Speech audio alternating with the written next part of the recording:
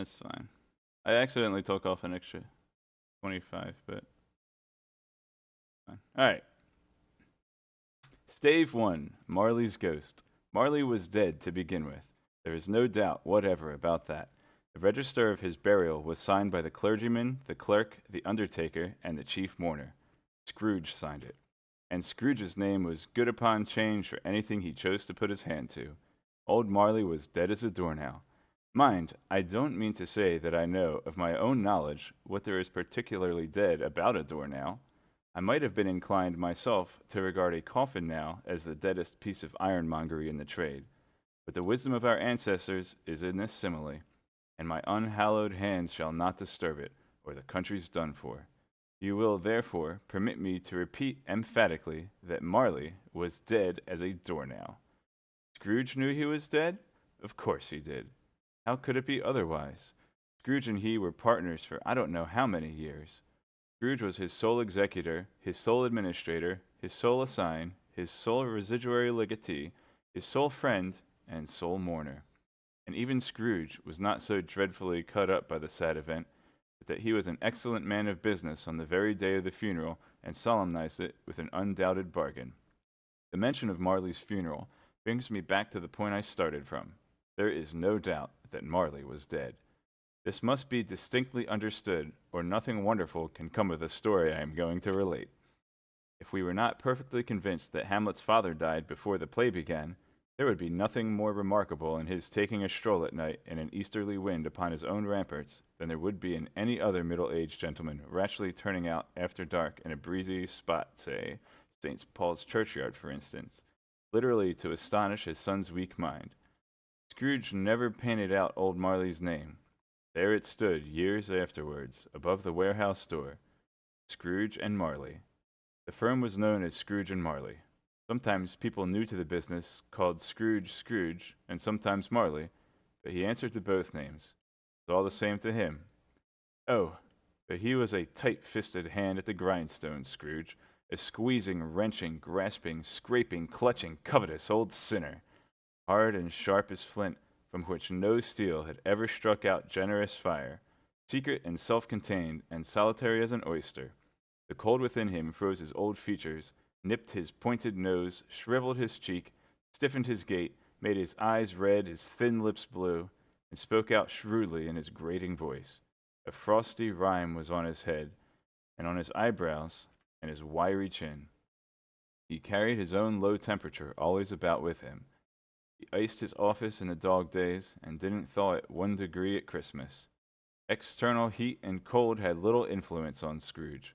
No warmth could warm, no wintry weather chill him. No wind that blew was bitterer than he. No falling snow was more intent upon its purpose, no pelting rain less open to entreaty. Foul weather didn't know where to have him. The heaviest rain and snow and hail and sleet could boast of the advantage over him in only one respect. They often came down handsomely. Scrooge never did. Nobody ever stopped him in the street to say with gladsome looks, "My dear Scrooge, how are you? When will you come to see me?" No beggars implored him to bestow a trifle. No children asked him what it was o'clock. No man or woman ever once in all his life inquired the way to such and such a place as Scrooge. Even the blind men's dogs appeared to know him, and when they saw him coming on, would tug their owners into doorways and up courts, and then would wag their tails as though they said, "No eye at all is better than an evil eye, dark master." But what did Scrooge care? It was the very thing he liked, to edge his way along the crowded paths of life, warning all human sympathy to keep its distance, was what the knowing ones called nuts to Scrooge. Once upon a time, of all the good days in the year, on Christmas Eve, old Scrooge sat busy in his counting house. It was cold, bleak, biting weather, foggy withal, and he could hear the people in the court outside go wheezing up and down, beating their hands upon their breasts, and stamping their feet upon the pavement stones to warm them. The city clocks had only just gone 3, but it was quite dark already. It had not been light at day, and candles were flaring in the windows of the neighboring offices like ruddy smears upon the palpable brown air. The fog came pouring in at every chink and keyhole, and was so dense without that although the court was the narrowest, The houses opposite were mere phantoms. To see the dingy cloud come drooping down, obscuring everything, one might have thought that nature lived hard by, and was brewing on a large scale. The door of Scrooge's counting-house was open, that he might keep his eye upon his clerk, who, in a dismal little cell beyond sort of a tank, was copying letters. Scrooge had a very small fire, but the clerk's fire was so very much smaller that it looked like one coal. But he couldn't replenish it, for Scrooge kept the coal box in his own room. And so surely as the clerk came in with the shovel, the master predicted that it would be necessary for them to part. Wherefore the clerk put on his white comforter, and tried to warm himself in that candle, in which effort, not being a man of strong imagination, he failed. "A Merry Christmas, uncle! God save you!" cried a cheerful voice. It was the voice of Scrooge's nephew, who came upon him so quickly that this was the first intimation he had of his approach. "Bah!" said Scrooge. "Humbug!" He had so heated himself with rapid walking in a fog and frost, this nephew of Scrooge's, that he was all in a glow. His face was ruddy and handsome. His eyes sparkled, and his breath smoked again. "Christmas a humbug, uncle," said Scrooge's nephew. "You don't mean that, I am sure." "I do," said Scrooge. "Merry Christmas! What right have you to be merry? What reason have you to be merry? You're poor enough." "Come, then," returned the nephew gaily. "What right have you to be dismal? What reason have you to be morose? You're rich enough." Scrooge, having no better answer ready on the spur of the moment, said, "Bah!" again, and followed it up with "Humbug!" "Don't be cross, uncle," said the nephew. "What? Sorry. What else can I be?" returned the uncle, "when I live in such a world of fools as this? Merry Christmas! Out upon Merry Christmas! What's Christmas time to you but a time for paying bills without money, a time for finding yourself a year older and not an hour richer, a time for balancing your books and having every item in 'em through a round dozen of months presented dead against you? If I could work my will," said Scrooge indignantly, "every idiot who goes about with Merry Christmas on his lips should be boiled with his own pudding and buried with a stake of holly through his heart, he should." "Uncle!" pleaded the nephew. "Nephew!" returned the uncle sternly. "Keep Christmas in your own way, and let me keep it in mine." "Keep it?" repeated Scrooge's nephew. "But you don't keep it." "Let me have it alone, then," said Scrooge. "Much good may it do you. Much good it has ever done you." "There are many things from which I might have derived good, by which I have not profited, I dare say," returned the nephew.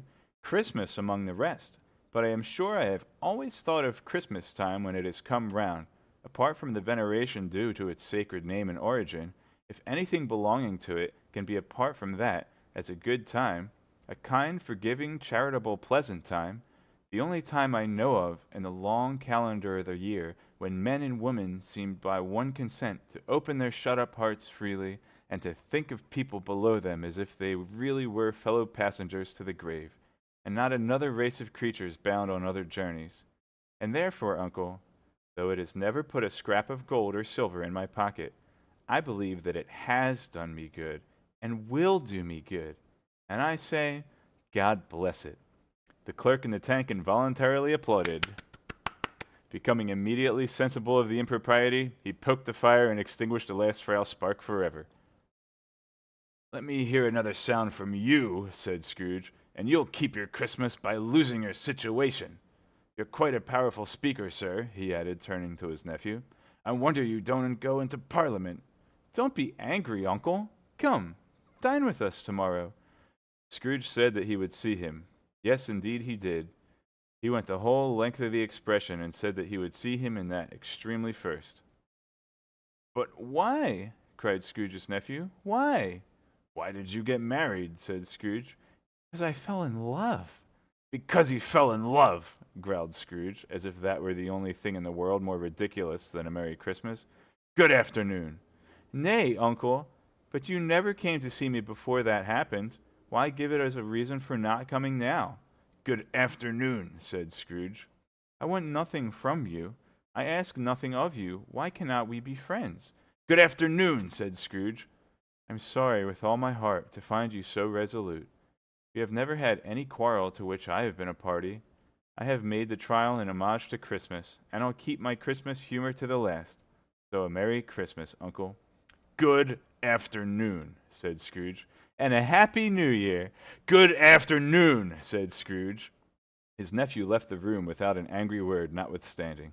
He stopped at the outer door to bestow the greetings of the season on the clerk, who, cold as he was warmer than Scrooge, for he returned them cordially. "There's another fellow," muttered Scrooge, who overheard him. "My clerk, with 15 shillings a week, and a wife and family, talking about a Merry Christmas. I'll retire to Bedlam." This lunatic, in letting Scrooge's nephew out, had let two other people in. They were portly gentlemen, pleasant to behold, and now stood with their hats off in Scrooge's office. They had books and papers in their hands, and bowed to him. "Scrooge and Marley's, I believe," said one of the gentlemen, referring to his list. "Have I the pleasure of addressing Mr. Scrooge or Mr. Marley?" "Mr. Marley has been dead these 7 years," Scrooge replied. "He died 7 years ago this very night." "We have no doubt his liberality is well represented by his surviving partner," said the gentleman, presenting his credentials. It certainly was, for they had been two kindred spirits. At the ominous word liberality, Scrooge frowned and shook his head and handed the credentials back. "At this festive season of the year, Mr. Scrooge," said the gentleman, taking up a pen, "it is more than usually desirable that we should make some slight provision for the poor and destitute, who suffer greatly at the present time. Many thousand are in want of common necessaries. Hundreds of thousands are in want of common comfort, sir." "Are there no prisons?" asked Scrooge. "Plenty of prisons," said the gentleman, laying down the pen again. "And the Union workhouses?" demanded Scrooge. "Are they still in operation?" "They are, still," returned the gentleman. "I wish I could say they were not." "The treadmill and the poor law are in full vigor, then?" said Scrooge. "Both very busy, sir." "Oh, I was afraid from what you said at first that something had occurred to stop them in their useful course," said Scrooge. "I am very glad to hear it." "Under the impression that they scarcely furnish Christian cheer of mind or body to the multitude," returned the gentleman, "a few of us are endeavoring to raise a fund to buy the poor some meat and drink, and means of warmth. We choose this time because it is a time of all others when want is keenly felt, and abundance rejoices. What shall I put you down for?" "Nothing," Scrooge replied. "You wish to be anonymous?" "I wish to be left alone," said Scrooge. "Since you ask me what I wish, gentlemen, that is my answer. I don't make merry myself at Christmas, and I can't afford to make idle people merry. I help to support the establishments I have mentioned. They cost enough, and those who are badly off must go there. Many can't go there, and many would rather die." "If they would rather die," said Scrooge, "they had better do it and decrease the surplus population. Besides, excuse me, I don't know that." "But you might know it," observed the gentleman. "It is not my business," Scrooge returned. "It's enough for a man to understand his own business, and not to interfere with other people's. Mine occupies me constantly. Good afternoon, gentlemen." Seeing clearly that it would be useless to pursue their point, the gentleman withdrew. Scrooge resumed his labors with an improved opinion of himself, and in a more facetious temper than was usual with him. Meanwhile, the fog and darkness thickened so that people ran about with flaring links, proffering their services to go before horses and carriages, and conduct them on their way. Ancient tower of a church, whose gruff old bell was always peeping slyly down at Scrooge of a Gothic window in the wall, became invisible, and struck the hours and quarters in the clouds with tremulous vibrations afterwards, as if its teeth were chattering in its frozen head up there. The cold became intense. In the main street, at the corner of the court, some laborers were repairing the gas pipes and had lighted a great fire in a brazier, round which a party of ragged men and boys were gathering, warming their hands and winking their eyes before the blaze in rapture. The water plug being left in solitude, overflowing suddenly congealed and turned to misanthropic ice. The brightness of the shops, where holly sprigs and berries cracked in the lamp heat of the windows, made pale faces ruddy as they passed. Poulterers' and grocers' trades became a splendid joke, a glorious pageant with which it was next to impossible to believe that such dull principles as bargain and sale had anything to do. The Lord Mayor, in the stronghold of the mighty mansion house, gave orders to his 50 cooks and butlers to keep a Christmas as a Lord Mayor's household should, and even the little tailor, whom he had fined 5 shillings on the previous Monday for being drunk and bloodthirsty in the streets, stirred up tomorrow's pudding in his garret, while his lean wife and the baby sailed out to buy the beef. I'm gonna pause here. Yeah. So hang on a second. Did the counter thingy roll over, or did it just like reset?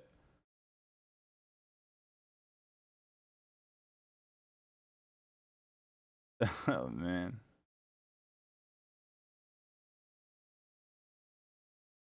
Kelcharge, another gift sub, thank you. Why did it go down? Why is it not the right number though? Alright, we're just gonna like reset it to like 2400.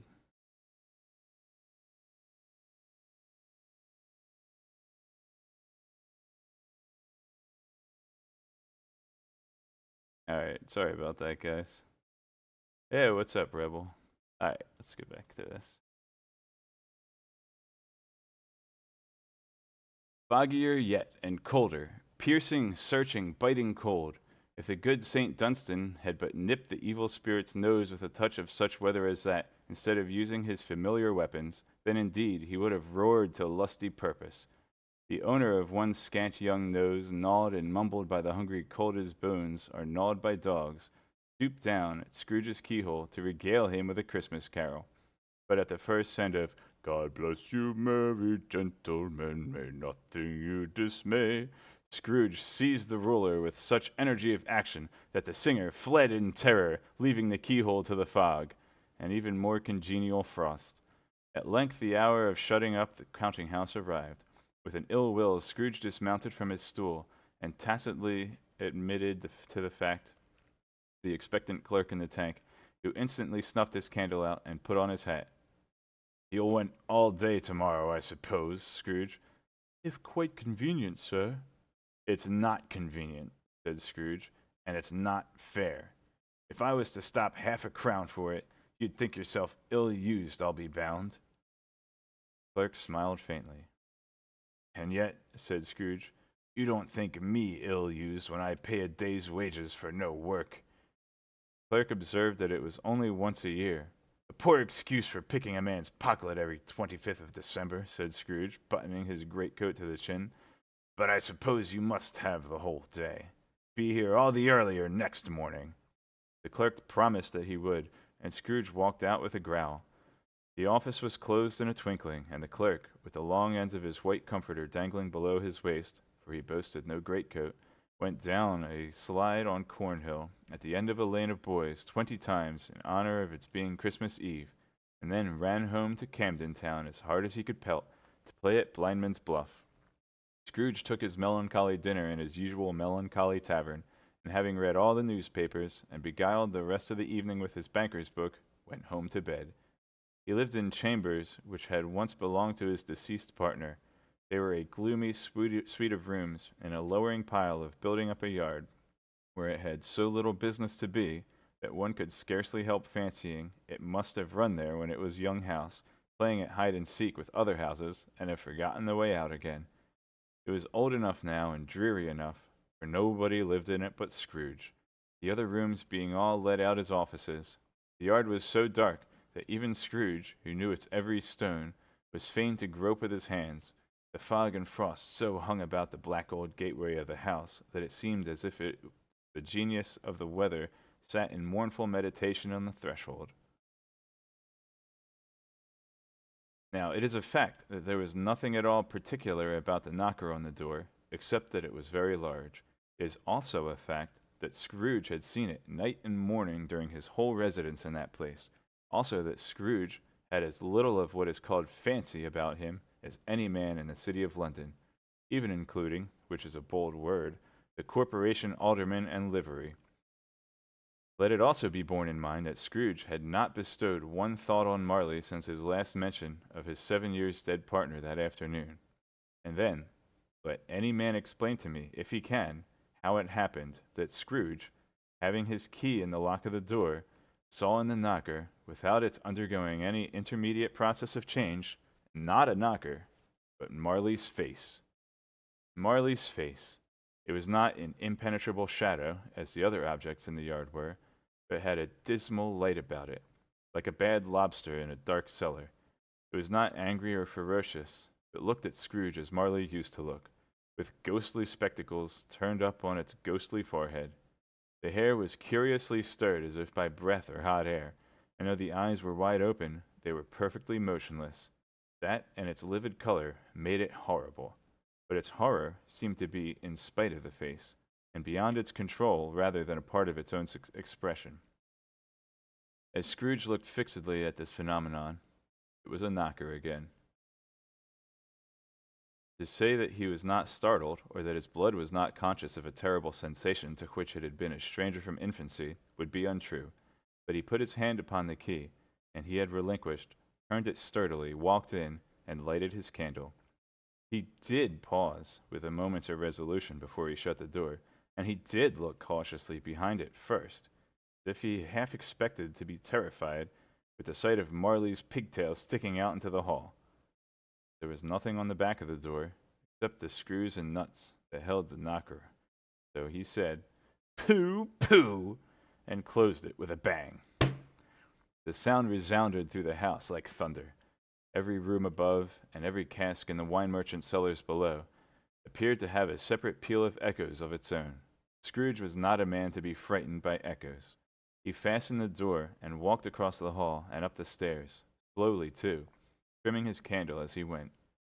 You may talk vaguely about driving a coach and six up a good old flight of stairs, or through a bad young Act of Parliament, but I mean to say that you might have got a hearse up that staircase and taken it broadwise, with the splinter bar towards the wall and door towards the balustrades, to done it easily. There was plenty of width for that, and room to spare, which is perhaps the reason why Scrooge thought he saw a locomotive hearse going on before him in the gloom. Half a dozen gas lamps out of the street wouldn't have lighted the entry too well, so you may suppose that it was pretty dark with Scrooge's dip. Up Scrooge went, not caring a button for that. Darkness is cheap, and Scrooge liked it. But before he shut his heavy door, he walked through his rooms to see that all was right. He had just enough recollection of the face to desire to do that. Sitting room, bedroom, lumber room, all as they should be. Nobody under the table, nobody under the sofa, a small fire in the grate, spoon and basin ready, and the little saucepan of gruel. Scrooge had a cold in his head, upon the hob. Nobody under the bed, nobody in the closet, nobody in his dressing gown, which was hanging up in a suspicious attitude against the wall. Lumber room as usual, old fire guard, old shoes, 2 fish baskets, washing stand on 3 legs, and a poker. Quite satisfied, he closed his door and locked himself in.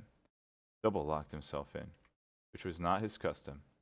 Thus secured against surprise, he took off his cravat, put on his dressing gown and slippers, and his nightcap, and sat down before the fire to take his gruel. It was a very low fire indeed, nothing on such a bitter night. He was obliged to sit close to it and brood over it before he could extract the least sensation of warmth from such a handful of fuel. The fireplace was an old one, built by some Dutch merchant long ago, and paved all round with quaint Dutch tiles, designed to illustrate the Scriptures.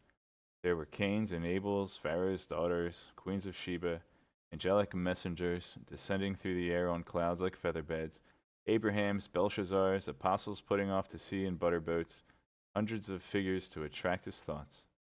And yet, that face of Marley, 7 years dead, came like the ancient prophet's rod and swallowed up the whole. If each smooth tile had been a blanket first, with power to shape some picture on its surface from the disjointed fragments of his thoughts, there would have been a copy of old Marley's head on every one. "Humbug!" said Scrooge, and walked across the room. After several turns, he sat down again. As he threw his head back in the chair, his glance happened to rest upon a bell, a disused bell, that hung in the room and communicated for some purpose now forgotten, with the chamber in the highest story of the building. It was with great astonishment, and with a strange, inexplicable dread, that as he looked, he saw this bell begin to swing. It swung so softly in the outset that it scarcely made a sound, but soon it rang out loudly.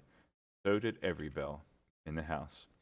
This might have lasted half a minute or a minute, but it seemed an hour. The bells ceased, as they had begun together. They were succeeded by a clanking noise deep down below, as if some person were dragging a heavy chain over the casks in the wine merchant's cellar.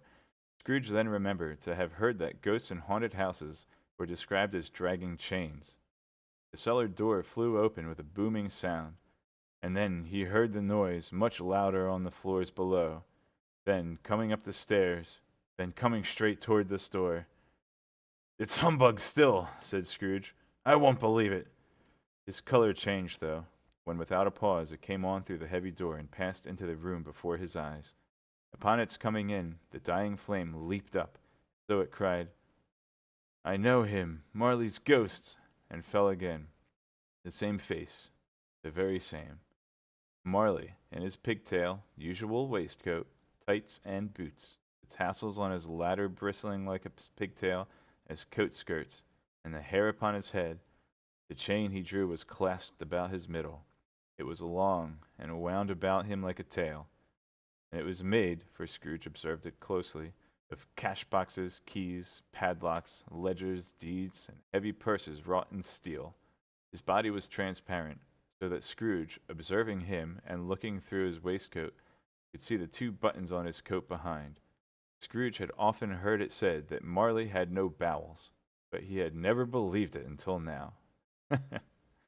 No, nor did he believe it even now. Though he looked the phantom through and through, and saw it standing before him, though he felt the chilling influence of its death-cold eyes, and marked the very texture of the folded kerchief bound about its head and chin, which wrapper he had not observed before, he was still incredulous, and fought against his senses. "How now?" said Scrooge, caustic and cold as ever. "What do you want with me?" "Much." Marley's voice. No doubt about it. "Who are you?" "Ask me who I was." "Who were you, then?" said Scrooge, raising his voice. "You're particular for a shade." He was going to say, "to a shade," but substituted this as more appropriate. "In life I was your partner, Jacob Marley." Can you sit down?" asked Scrooge, looking doubtfully at him. "I can." "Do it, then." Scrooge asked the question because he didn't know whether a ghost transparent might find himself in a condition to take a chair, and felt that in the event of its being impossible, it might involve the necessity of an embarrassing explanation. But the ghost sat down on the opposite side of the fireplace, as if he were quite used to it. "You don't believe in me," observed the ghost. "I don't," said Scrooge. "What evidence would you have of my reality beyond that of your senses?" "I don't know," said Scrooge. "Why do you doubt your senses?" "Because," said Scrooge, "a little thing affects them. A slight disorder of the stomach makes them cheats. You might be an undigested bit of beef, a blot of mustard, a crumb of cheese, a fragment of an underdone potato. There's more gravy than grave about you, whatever you are." Scrooge was not much in the habit of cracking jokes, nor did he feel in his heart by any means waggish then. The truth is that he tried to be smart as a means of distracting his own attention and keeping down his terror, for the spectre's voice disturbed the very marrow of his bones. To sit, staring at those fixed, glazed eyes in silence for a moment, would play, Scrooge felt, the very deuce with him. There was something very awful, too, in the spectre's being provided with an infernal atmosphere of his own. Scrooge could not feel it himself, but this was clearly the case, for though the ghost sat perfectly motionless, its hair and skirts and tassels were still agitated as by the hot vapor from an oven. "You see this toothpick?" said Scrooge, returning quickly to the charge for the reason just assigned, and wishing, though, that it were only for a second, to divert the vision's stony gaze from himself. "I do," replied the ghost. "You are not looking at it," said Scrooge. "But I see it," said the ghost, notwithstanding. "Well," returned Scrooge, "I have but to swallow this, and be for the rest of my days persecuted by a legion of goblins, all of my own creation. Humbug, I tell you, humbug!" At this the spirit raised a frightful cry, "Rah!" and shook its chain with such a dismal and appalling noise that Scrooge held on tight to his chair to save himself from falling in a swoon. But how much greater was his horror when the phantom, taking off the bandage round his head, as if it were too warm to wear indoors. Its lower jaw dropped upon its breast. Scrooge fell upon his knees and clasped his hands before his face. "Mercy!" he said. "Dreadful apparition, why do you trouble me?" "Man of the worldly mind," replied the ghost, "do you believe in me or not?" "I do," said Scrooge. "I must. But why do spirits walk the earth? And why do they come to me?" "It is required of every man," the ghost returned, "that the spirit within him should walk abroad among his fellow men and travel far and wide, and if that spirit goes not forth in life, it is condemned to do so after death. It is doomed to wander through the world. Oh, woe is me! And witness, uh,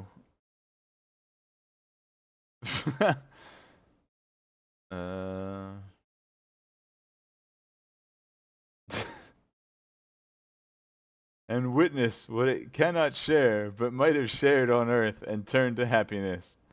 Again the spectre raised a cry, and shook its chain and wrung its shadowy hands. "You are fettered," said Scrooge, trembling. "Tell me why." "I wear the chain I forged in life," replied the ghost. "I made it, link by link, and yard by yard. I girded it on of my own free will, and of my own free will I wore it. Is its pattern strange to you?" Scrooge trembled more and more. "Or would you know," pursued the ghost, "the weight and length of the strong coil you bear yourself? It was full and heavy as mine, and long as 17 It was full and as heavy and as long as this 7 Christmases Eves ago. You have labored on it since. It is a ponderous chain." Scrooge glanced about him on the floor, in the expectation of finding himself surrounded by some 50 or 60 fathoms of iron cable, but he could see nothing. "Jacob!" he said imploringly. "Old Jacob Marley, tell me more. Speak comfort to me, Jacob." "I have none to give," the ghost replied. "It comes from other regions, Ebenezer Scrooge, and is conveyed by other ministers to other kinds of men. Nor can I tell you what I would. A very little more is all permitted to me. I cannot rest, I cannot stay, I cannot linger anywhere. My spirit never walked beyond our counting-house, mark me. In the life my spirit never roved beyond the narrow limits of our money-changing hole, and weary journeys lie before me." It was a habit with Scrooge, whenever he became thoughtful, to put his hands in his breeches pockets, pondering on what the ghost had said. He did so now, but without lifting up his eyes or getting off his knees. "You must have been very slow about it, Jacob," Scrooge observed in a business-like manner, though with humility and deference. "Slow?" the ghost repeated. 7 years dead," mused Scrooge, "and traveling all this time?" "The whole time," said the ghost. "No rest, no peace, incessant torture of remorse?" "You travel fast?" said Scrooge.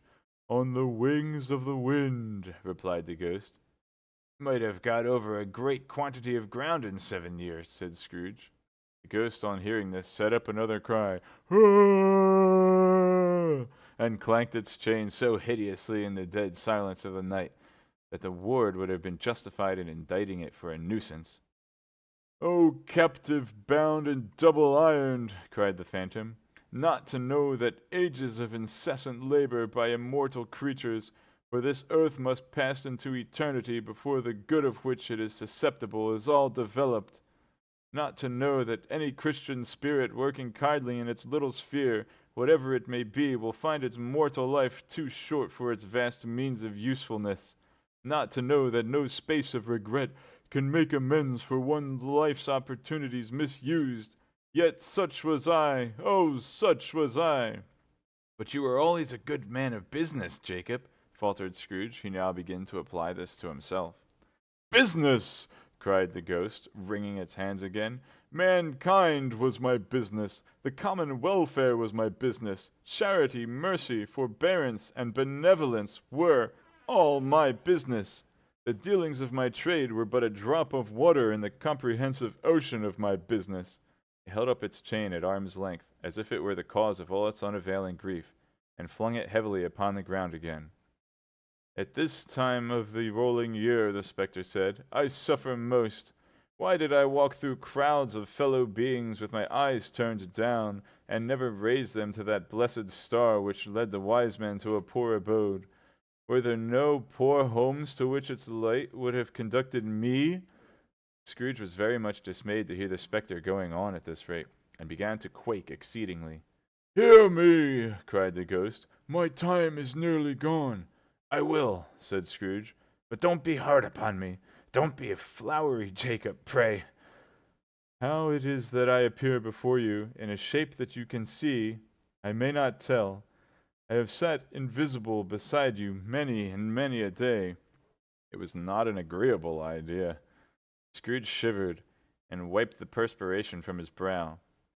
That is no light part of my penance, pursued the ghost. I am here tonight to warn you that you have yet a chance and hope of escaping my fate, a chance and hope of my procuring Ebenezer. You were always a good friend to me, said Scrooge. Thank ye. You will be haunted, resumed the ghost, by 3 spirits. Scrooge's countenance fell, almost as low as the ghost's had done. Is that the chance and hope you mentioned, Jacob? He demanded in a faltering voice. It is. I think I'd rather not, said Scrooge. With their visits, said the ghost, you cannot hope to shun the path I tread. Oh, without their visits, that makes more sense. Without their visits, said the ghost, you cannot hope to shun the path I tread. Expect the first tomorrow when the bell tolls 1. Couldn't I take 'em all at once and have it over, Jacob? Hinted Scrooge. Expect the second one the next night at the same hour, the third upon the next night when the last stroke of 12 has ceased to vibrate. Look to see me no more, and look that, for your own sake, you remember what has passed between us. When it had said these words, the spectre took its wrapper from the table and bound it round his head as before. Scrooge knew this meant the smart sound its teeth made when the jaws were brought together by the bandage. He ventured to raise his eyes again, and found his supernatural visitor confronting him in an erect attitude with its chain wound over and about its arm. The apparition walked backward from him, and at every step it took, the window raised itself a little, so that when the spectre reached it, it was wide open. It beckoned Scrooge to approach, which he did. When they were within 2 paces of each other, Marley's ghost held up its hand, warning him to come no nearer. Scrooge stopped, not so much in obedience as in surprise and fear, for, on the raising of the hand, he became sensible of confused noises in the air, incoherent sounds of lamentation and regret, wailings inexpressibly sorrowful and self-accusatory. The spectre, after listening for a moment, joined in the mournful dirge, and floated out upon the bleak, dark night. Scrooge followed to the window, desperate in its curiosity. He looked out. The air was filled with phantoms, wandering hither and thither in restless haste, and moaning as they went. Every one of them wore chains like Marley's ghost.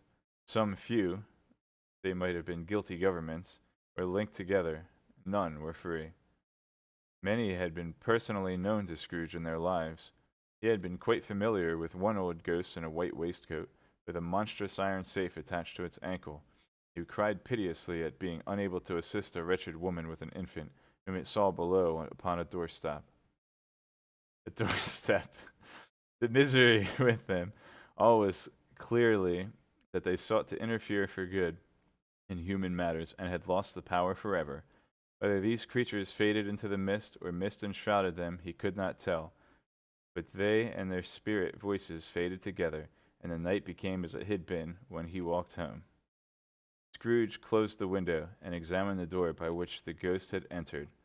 It was double locked, as he had locked it with his own hands, and the bolts were undisturbed. He tried to say humbug, but stopped at the first syllable, and being, from the emotions he had undergone, or the fatigues of the day, or his glimpse of the invisible world, or the dull conversation of the ghost, or the lateness of the hour, much in need of repose, went straight to bed without undressing, and fell asleep upon the instant. Yo, alright. I gotta put global hotkeys on. What's up, everybody? What's up, Bad Moon Z and VTorp? Yay. MF Fileon, thanks for joining, everybody. Global hi. Oh, Ufir's in here like saying hi to everybody. Wait, was that the last sub?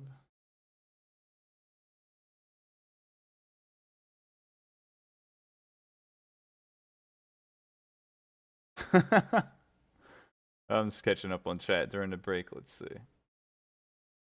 Was there another sub that didn't go through on the sticker? Or is that the same one from before? 6. That might be. It's probably the same one from before. All right, cool.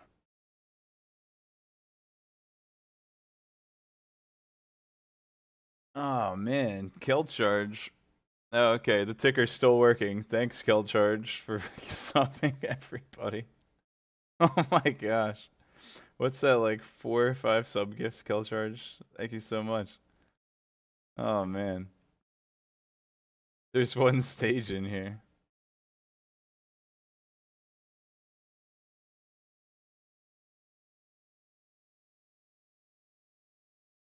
Alright. Man, I wonder what's gonna happen next. Alright. Oh man. Fileon giving a sub gift to Takaru Impulse. Gift train. Alright. Let's move on.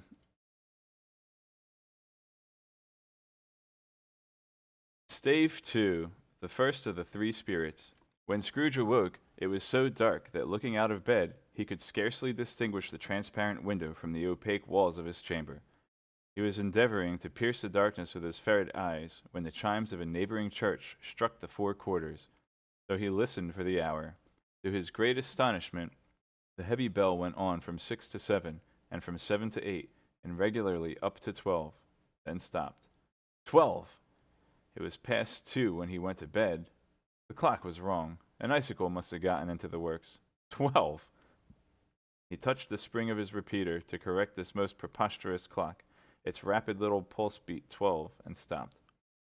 Why, it isn't possible, said Scrooge, that I can have slept through a whole day and far into another night. It isn't possible that anything has happened to the sun, and this is 12 at noon. The idea being an alarming one, he scrambled out of bed and groped his way to the window. He was obliged to rub the frost off with his sleeve of his dressing gown before he could see anything, and could see very little then. All he could make out was that it was still very foggy and extremely cold, and that there was no noise of people running to and fro, and making a great stir, as there unquestionably would have been if night had been beaten off bright day and taken possession of the world. This was a great relief, because 3 days after sight of this first exchange pay to Mr. Ebenezer Scrooge or his order, and so forth, would have become a mere United States security if there were no days to count by. Scrooge went to bed again, and thought and thought and thought it over and over, and could make nothing of it. The more he thought, the more perplexed he was, and the more endeavored not to think, the more he thought. Marley's ghost bothered him exceedingly. Every time he resolved within himself, after mature inquiry, that it was all a dream, his mind flew back again, like a strong spring released to its first position, and presented the same problem to be worked all through. Was it a dream or not? Scrooge lay in this state until the chime had gone 3/4 more, when he remembered, on a sudden, that the ghost had warned him of a visitation when the bell tolled 1. He resolved to lie awake until the hour was past, and, considering that he could go no more sleep than go to heaven, this was perhaps the wisest resolution of his power. The quarter was so long that he was more than once convinced he must have sunk into a doze unconsciously, and missed the clock. At length it broke upon his listening ear. Ding dong. 1/4 past, said Scrooge, counting. Ding dong. 1/2 past, said Scrooge. Ding dong. 1/4 to it, said Scrooge. Ding dong. The hour itself, said Scrooge triumphantly, and nothing else. He spoke before the hour bell sounded, which it did, with a deep, dull, hollow, melancholy "Wong." Light flashed up in the room upon the instant, and the curtains of his bed were drawn. Curtains of his bed were drawn aside, I tell you, by a hand. Not the curtains at his feet, nor the curtains at his back, those to which his face was addressed. Curtains of his bed were drawn aside, and Scrooge, starting up into a half recumbent attitude, found himself face to face with the unearthly visitor who drew them. As close to it as I am now to you, and I am standing in the spirit at your elbow. It was a strange figure, like a child, yet not so childlike as an old man, viewed through some supernatural medium, which gave him the appearance of having receded from the view and being diminished to a child's proportions. Its hair, which hung about its neck and down its back, was white, as if with age, and yet the face had not a wrinkle in it, and the tenderest bloom was on the skin. The arms were very long and muscular, the hands the same, as if its hold were of uncommon strength. Its legs and feet, most delicately formed, were, like those upper members, bare. It wore a tunic of the purest white, and round its waist was bound a lustrous belt, the sheen of which was beautiful. It held a branch of fresh green holly in its hand, and, in singular contradiction of that wintry emblem, had its dress trimmed with summer flowers. But the strangest thing about it was, that from the crown of its head there sprung a bright clear jet of light, by which all this was visible, and which was doubtless the occasion of its using in its duller moments a great extinguisher for a cap, which it now beheld under its arm. Even this, though, when Scrooge looked at it with increasing steadiness, was not its strangest quality, for as its belt sparkled and glittered, now in one part and now in another, and what was light one instant at another time was dark, so the figure itself fluctuated in its distinctness, being now a thing with one arm, now with one leg, now with 20 legs, now a pair of legs, without a head, now a head without a body, of which dissolving parts no outline would be visible in the dense gloom wherein they melted away. And in the very wonder of this, it would be itself again, distinct and clear as ever. "Are you the spirit, sir, whose coming was foretold to me?" asked Scrooge. "I am." The voice was soft and gentle, singularly low, as if, instead of being so close behind him, it were at a distance. "Who and what are you?" Scrooge demanded. "I am the ghost of Christmas past." "Long past?" inquired Scrooge, observant of its dwarfish nature. "No, your past."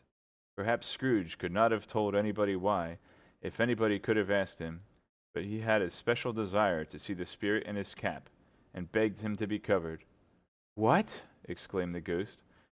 "Would you so soon put out with worldly hands the light I give? Is it not enough that you are one of those whose passions made this cap, and force me through whole trains of years to wear it low upon my brow?" Scrooge reverently disclaimed all intention to offend, or any knowledge of having wilfully bonneted the spirit at any period of his life. Then he made bold to inquire what business brought him here. "Your welfare," said the ghost. Scrooge expressed himself much obliged, but could not help thinking that a night of unbroken rest would have been more conducive to that end. The spirit must have heard him thinking, for it said immediately, "Your reclamation, then. Take heed." It put out its strong hand as it spoke, and clasped him gently by the arm. "Rise, and walk with me." It would have been in vain for Scrooge to plead that the weather and the hour were not adapted to pedestrian purposes. The bed was warm, and the thermometer a long way below freezing, that he was clad but lightly in his slippers, dressing gown, and nightcap, and that he had a cold upon him at that time. The grasp, though gentle as a woman's hand, was not to be resisted. He rose, but finding that the spirit made towards the window, clasped its robe in supplication. "I am immortal," Scrooge remonstrated, "and liable to fall." "Bear but a touch of my hand, there," said the spirit, laying it upon his heart, "and you shall be upheld in more than this." As the words were spoken, they passed through the wall, and stood upon an open country road with fields on either hand. The city had entirely vanished. Not a vestige of it was to be seen. The darkness and the mist had vanished with it, for it was a clear, cold winter day with snow upon the ground. "Good heaven!" said Scrooge, clasping his hands together as he looked about him. "I was bred in this place. I was a boy here. The spirit gazed upon him mildly. Its gentle touch, though it had been light and instantaneous, appeared still present to the old man's sense of feeling. He was conscious of 1,000 odors floating in the air, each one connected with 1,000 thoughts and hopes and joys and cares long, long forgotten. Your lip is trembling, said the ghost, and what is that upon your cheek? Scrooge muttered with an unusual catching in his voice that it was a pimple, and begged the ghost to lead him where he would. You recollect the way? Inquired the spirit. Remember it? Cried Scrooge with fervor. I could walk it blindfold. Strange to have forgotten it for so many years, observed the ghost. Let us go on. They walked along the road, Scrooge recognizing every gate and every post and tree until a little market town appeared in the distance, with its bridge, its church, and winding river. Some shaggy ponies now were seen trotting towards them with boys upon their backs, who called to other boys in country gigs and carts driven by farmers. All these boys were in great spirits, and shouted to each other, until the broad fields were so full of merry music that the crisp air laughed to hear it. These are but shadows of the things that have been, said the ghost. They have no consciousness of us.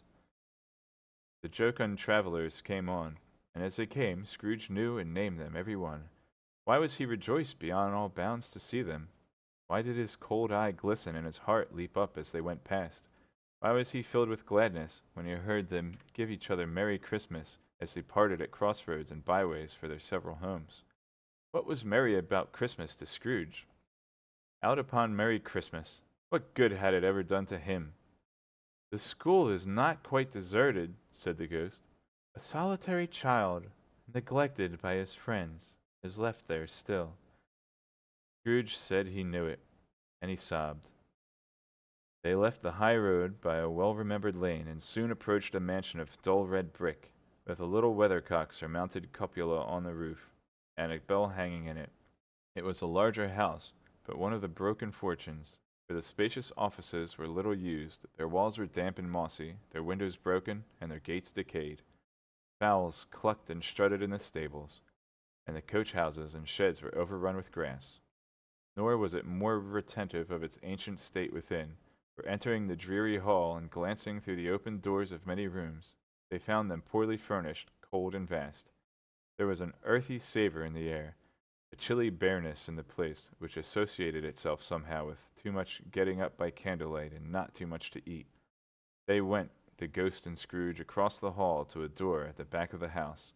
It opened before them and disclosed a long, bare, melancholy room, made barer still by lines of plain deal forms and desks. At one of these a lonely boy was reading near a feeble fire, and Scrooge sat down upon a form and wept to see his poor, forgotten self as he used to be. Not a latent echo in the house, not a squeak and scuffle from the mice behind the paneling, not a drip from the half-thawed waterspout in the dull yard behind, not a sigh among the leafless boughs of one despondent poplar, not the idle swinging of an empty storehouse door, no, not a clicking in the fire, fell upon the heart of Scrooge with a softening influence, gave a freer passage to his tears. The spirit touched him on the arm and pointed to his younger self, intent upon his reading. Suddenly a man in foreign garments, wonderfully real and distinct to look at, stood outside the window with an axe stuck in his belt, and leading by the bridle an ass laden with wood. Why, it's Ali Baba! Scrooge exclaimed with ecstasy. It's dear old honest Ali Baba. Yes, yes, I know. One Christmas time when yonder solitary child was left here all alone, he did come for the first time just like that. Poor boy. And Valentine, said Scrooge, and his wild brother Orson. There they go. And what's his name, who was put down in his drawers asleep at the gate of Damascus. Don't you see him? And the Sultan's groom turned upside down by the genie. There he is upon his head. Serve him right. I'm glad of it. What business had he to be married to the princess? To hear Scrooge expending all the earnestness of his nature on such subjects, in a most extraordinary voice between laughing and crying, and to see his heightened and excited face, would have been a surprise to his business friends in the city, indeed. There's the parrot, cried Scrooge. Green body and yellow tail, with a thing like lettuce growing out of the top of its head. There he is. Poor Robinson Crusoe.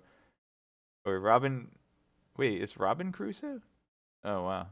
Poor Robin Crusoe, he called him, when he came home again after sailing around the island. Poor Robin Crusoe. Where have you been, Robin Crusoe? The man thought he was dreaming, but he wasn't.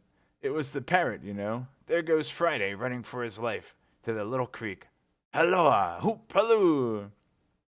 Then, with a rapidity of transition very foreign to his usual character, he said in pity for his former self, Poor boy, and cried again. I wish, Scrooge muttered, putting his hand in his pocket and looking about him after drying his eyes with his cuff. But it's too late now. What is the matter? Asked the spirit. Nothing, said Scrooge. Nothing. There was a boy singing a Christmas carol at my door last night. I should like to have given him something, that's all. The ghost smiled thoughtfully and waved its hand, saying as it did so, Let us see another Christmas. Scrooge's former self grew larger at the words, and the room became a little darker and more dirty. The panels shrunk, the windows cracked. Fragments of plaster fell out of the ceiling, and the naked laths were shown instead. But how all this was brought about, Scrooge knew no more than you do. He knew only that it was quite correct, that everything had happened so, that there he was alone again, with all the other boys, had gone home for the jolly holidays. He was not reading now, but walking up and down despairingly. Scrooge looked at the ghost and, with a mournful shaking of his head, glanced anxiously towards the door. It opened, and a little girl, much younger than the boy, came darting in, and putting her arms about his neck and often kissing him, addressed him as, Dear, dear brother! I have come to bring you home, dear brother, said the child, clapping her tiny hands and bending down to laugh. To bring you home, home, home! Home, little Fan, returned the boy. Yes, said the child, brimful of glee. Home for good and all, home for ever and ever. Father is so much kinder than he used to be. That home's like heaven. He spoke so gently to me one dear night when I was going to bed that I was not afraid to ask him once more if you might come home. And he said, yes, you should, and sent me in a coach to bring you. And you're to be a man, said the child, opening her eyes, and are never to come back here. But first we're to be together all the Christmas long, and have the merriest time in all the world. You are quite a woman, little Fan, exclaimed the boy. She clasped her hands and laughed, and tried to touch his head, but, being too little, laughed again, and stood on tiptoe to embrace him. Then she began to drag him in her childish eagerness towards the door, and he, nothing loath to go, accompanied her. A terrible voice in the hall cried, Bring down Master Scrooge's box there! And in the hall appeared the schoolmaster himself, who glared on Master Scrooge with a ferocious condescension, and drew him into a dreadful state of mind by shaking hands with him. He then conveyed him and his sister into the veriest old well of a shivering best parlor that ever was seen, where the maps upon the wall and the celestial and terrestrial globes on the window were waxy with cold. Here he produced a decanter of curiously light wine and a block of curiously heavy cake, and administered installments of those dainties to the young people, at the same time sending out a meagre servant to offer a glass of something to the postboy, who answered that he thanked the gentleman, but if it was the same tap as he had tasted before, he had rather not. It's so funny. Master Scrooge's trunk being by this time tied on to the top of the chase, the children bade the schoolmaster goodbye right willingly, and, getting into it, drove gaily down the garden sweep, the quick wheels dashing the hoarfrost and snow from off the dark leaves of the evergreens like spray. Always a delicate creature whom a breath might have withered, said the ghost. But she had a large heart. So she had, cried Scrooge. You are right. I will not gainsay it, spirit. God forbid. She died a woman, said the ghost, and had, as I think, children. One child, Scrooge returned. True, said the ghost. Your nephew. Scrooge seemed uneasy in his mind, and answered briefly, Yes. Although they had but that moment left the school behind them, they were now in the busy thoroughfares of a city, where shadowy passengers passed and repassed, where shadowy carts and coaches battled for the way, and all the strife and tumult of a real city were there. It was made plain enough by the dressing of the shops that here too it was Christmas time again, but it was evening, and the streets were lighted up. The ghost stopped at a certain warehouse door, and asked Scrooge if he knew it. Know it? Said Scrooge. Was I apprenticed here? They went in, at sight of an old gentleman in a Welsh wig, sitting behind such a high desk that if he had been 2 inches taller he must have knocked his head against the ceiling. Scrooge cried in great excitement, Why, it's old Fezziwig! Bless his heart, it's Fezziwig, alive again! Old Fezziwig laid down his pen and looked up at the clock, which pointed to the hour of 7. He rubbed his hands, adjusted his capacious waistcoat, laughed all over himself from his shoes to this organ of his benevolence, and cried out in a comfortable, oily, rich, fat, jovial voice, Yo, ho, ho there, Ebenezer, Dick! Scrooge's former self, now grown a young man, came briskly in, accompanied by his fellow prentice. Dick Welkins, to be sure, said Scrooge to the ghost. Bless me, yes, there he is. He was very much attached to me, was Dick. Poor Dick, dear, dear. Yo, ho, ho, my boys, said Fezziwig. No more work tonight. Christmas Eve, Dick. Christmas, Ebenezer. Let's have the shutters up, cried old Fezziwig, with a sharp clap of his hands, before a man can say Jack Robinson. You wouldn't believe how those two fellows went at it. They charged into the street with the shutters. 1, 2, 3. Had 'em up in their places. 4, 5, 6. Barred 'em and pinned 'em. 7, 8, 9. And came back before you could have got to 12, panting like racehorses. Illy-ho! Cried Fezziwig, skipping down from the high desk with wonderful agility. Clear away, my lads, and let's have lots of room here. Hilly-ho, Dick! Cheer up, Ebenezer! Clear away. There was nothing they wouldn't have cleared away, or couldn't have cleared away, with old Fezziwig looking on. It was done in a minute. Every movable was packed off as if it were dismissed from public life for evermore. The floor was swept and watered, the lamps were trimmed, fuel was heaped upon the fire, and warehouse was as snug and warm and dry and bright a ballroom as you would desire to see upon a winter's night. In came a fiddler with his music book, and went up to the lofty desk, and made an orchestra of it, and tuned like 50 stomach aches. In came Mrs. Fezziwig, one vast substantial smile. In came 3 Miss Fezziwigs, beaming and lovable. In came the 6 young followers whose hearts they broke. In came all the young men and women employed in the business. In came the housemaid with her cousin, the baker. In came the cook with her brother's particular friend, the milkman. In came the boy from over the way, who was suspected of not having board enough from his master, trying to hide himself behind the girl from next door, but one who was proved to have had ears pulled by her mistress. In they all came, one after another, some shyly, some boldly, some gracefully, some awkwardly, some pushing, some pulling. In they all came, and how, and every how.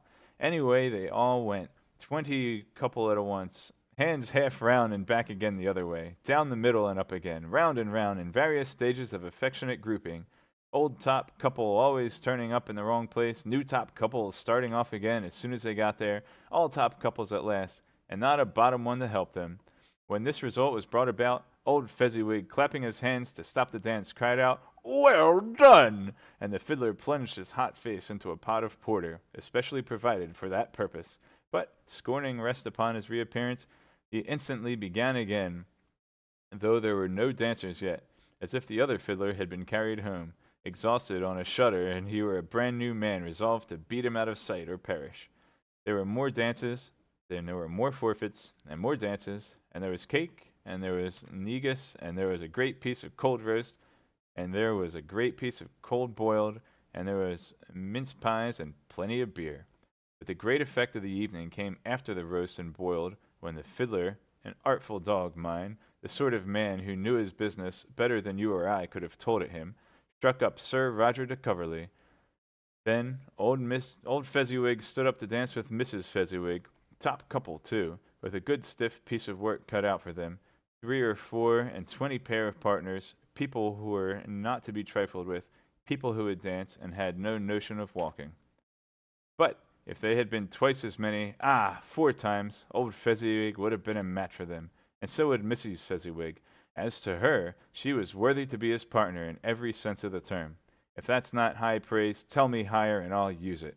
A positive light appeared to issue from Fezziwig's calves. They shone in every part of the dance like moons. He shouldn't have predicted at any given time what would become of them next. And when old Fezziwig and Mrs. Fezziwig had gone all through the dance, advance and retire both hands to your partner, bow and curtsy, corkscrew, thread and needle, and back again to your place. Fezziwig cut so deftly that he appeared to wink with his legs, and came upon his feet again without a stagger. When the clock struck 11, this domestic ball broke up. Mr. and Mrs. Fezziwig took their stations, one on either side of the door, and shaking hands with every person individually as he or she went out, wished him or her a Merry Christmas. When everybody had retired but the two prentices, they did the same to them, and thus the cheerful voices died away, and the lads were left to their beds, which were under a counter in the back shop. During the whole of this time, Scrooge had acted like a man out of his wits.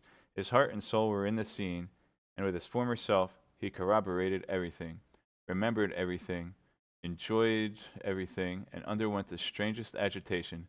It was not until now that the bright faces of his former self and Dick were turned from them. Let me turn this off. I think that went over. All right. The bright faces of his former self and Dick were turned from them, that he remembered the ghost, and became conscious that it was looking full upon him, while the light upon his head burnt very clear. A small matter, said the ghost, to make these silly folks so full of gratitude. Small? Echoed Scrooge. The spirit signed to him to listen to the two apprentices, who were pouring out their hearts in praise of Fezziwig, and when he had done so, said, Why, is it not? You spent but a few pounds of your mortal money, 3 or 4 perhaps. Is that so much that he deserves this praise?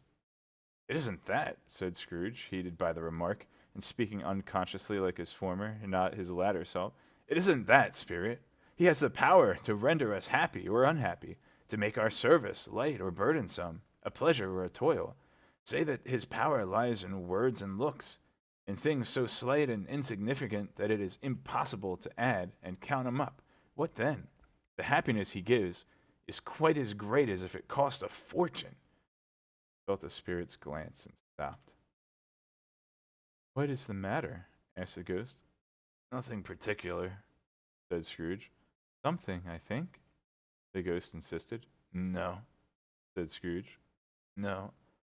I shouldn't like to be able to say a word or two. I should like to be able to say a word or two to my clerk just now, that's all. His former self turned down the lamps as he gave utterance to the wish. Scrooge and the ghost again stood side by side in the open air. My time grows short, observed the spirit. Quick! This was not addressed to Scrooge, to anyone whom he could see, but it produced an immediate effect. For again Scrooge saw himself. He was older now, a man in the prime of life. His face had not the harsh and rigid lines of later years, but it had begun to wear the signs of care and avarice. There was an eager, greedy, restless motion in the eye, which showed the passion that had taken root, and where the shadow of the growing tree would fall. He was not alone, but sat by the side of a fair young girl in a mourning dress, in whose eyes were tears, much sparkled in the light that shone out of the ghost of Christmas past. Matters little, she said softly. To you, very little.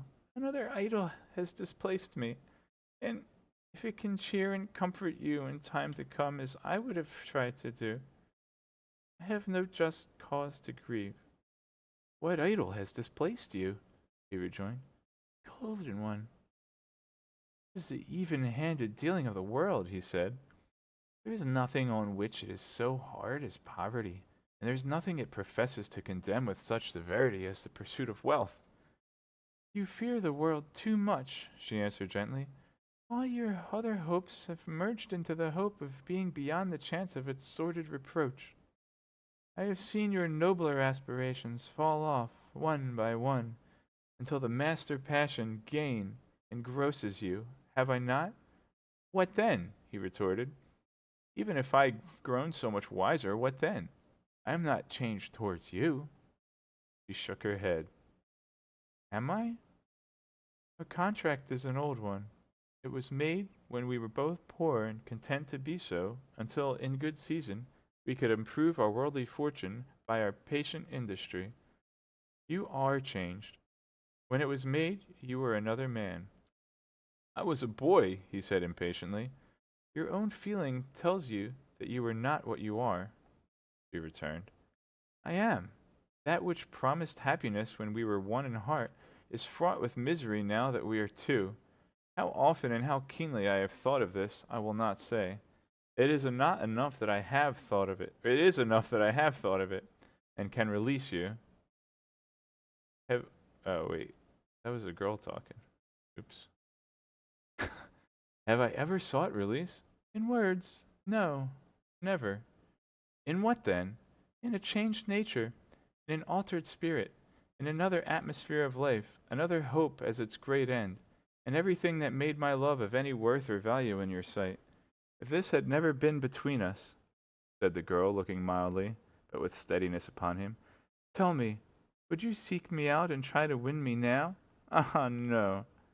He seemed to yield to the justice of this supposition in spite of himself, but he said with a struggle, You think not. I would gladly think otherwise if I could, she answered. Heaven knows! When I have learned a truth like this, I know how strong and irresistible it must be. But if you were free today, tomorrow, yesterday, and even I believe that you would choose a dowerless girl, you who, in your very confidence with her, weigh everything by gain, or choosing her if for a moment you are false enough to your one guiding principle to do so, I do not know that your repentance and regret would surely follow. I do, and I release you, with a full heart, for the love of him you once were. She was about to speak, but with her head turned from him, she resumed. You may, the memory of what is past half makes me hope you will, have pain in this, a very, very brief time, and you will dismiss the recollection of it gladly, as an unprofitable dream from which it happened well that you awoke. May you be happy in the life you have chosen. She left him and they parted. Spirit, said Scrooge, show me no more. Conduct me home. Why do you delight to torture me? One shadow more, exclaimed the ghost. No more, cried Scrooge. No more. I don't wish to see it. Show me no more. But the relentless ghost pinioned him on both his arms and forced him to observe what happened next. They were in another scene and place, a room not very large or handsome, but full of comfort. Near to the winter fire sat a beautiful young girl, so like the last that Scrooge believed it was the same, till he saw her, now a comely matron, sitting opposite her daughter. The noise in this room was perfectly tumultuous, for there were more children there than Scrooge in his agitated state of mind could count, and unlike the celebrated herd in the poem, there were not 40 children conducting themselves like one, but every child was conducting itself like 40. The consequences were uproarious beyond belief. No one seemed to care. On the contrary, the mother and daughter laughed heartily, and enjoyed it very much. And the latter, soon beginning to mingle in the sports, got pillaged by the young brigands most ruthlessly. What would I not have given to be one of them? Though I never could have been so rude, no, no. I wouldn't for the wealth of all the world have crushed that braided hair and torn it down, and for the precious little shoe, I wouldn't have plucked it off. God bless my soul to save my life. As to measuring her waist in sport, as they did, bold young brood, I couldn't have done it. You should have expected my arm to have grown round it for a punishment, and never come straight again. And yet I should have dearly liked, I own, to have touched her lips, to have questioned her, that she might have opened them, to have looked upon the lashes of her downcast eyes, and never raised a blush, to have let loose waves of hair, an inch of which would be a keepsake beyond price. In short, I should have liked, I do confess, to have had the lightest license of a child, and yet to have been man enough to know its value. But now a knocking at the door was heard, and such a rush immediately ensued that she, with laughing face and plundered dress, was borne towards in the center of a flushed and boisterous group just in time to greet the father, who came home attended by a man laden with Christmas toys and presents. Then the shouting and the struggling and the onslaught that was made on the defenseless porter, the scaling him with chairs for ladders, to dive into his pockets, despoil him of brown paper parcels, hold on tight by his cravat, hug him round his neck, pummel his back, and kick his legs in irrepressible affection. The shouts of wonder and delight with which the development of every package was received, the terrible announcement that the baby had been taken in the act of putting a doll's frying pan into his mouth, and was more than suspected of having swallowed a fictitious turkey glued on a wooden platter, the immense relief of finding this a false alarm, the joy and gratitude and ecstasy. They are all indescribable alike. It is enough that by degrees the children and their emotions got out of the parlor, and by one stair at a time up to the top of the house where they went to bed, so subsided. And now Scrooge looked on more attentively than ever, when the master of the house, having his daughter leaning fondly on him, sat down with her and her mother at his own fireside, and when he thought that such another creature, quite as graceful and as full of promise, might have called him father, and been a springtime in the haggard winter of his life, the sight grew very dim indeed. "Belle," said the husband, turning to his wife with a smile, "I saw an old friend of yours this afternoon." "Who was it?" "Yes." "How can I? I don't know," she added in the same breath, laughing as he laughed. "Mr. Scrooge." "Mr. Scrooge it was. I passed his office window, and as it was not shut up, and he had a candle inside, I could scarcely help seeing him.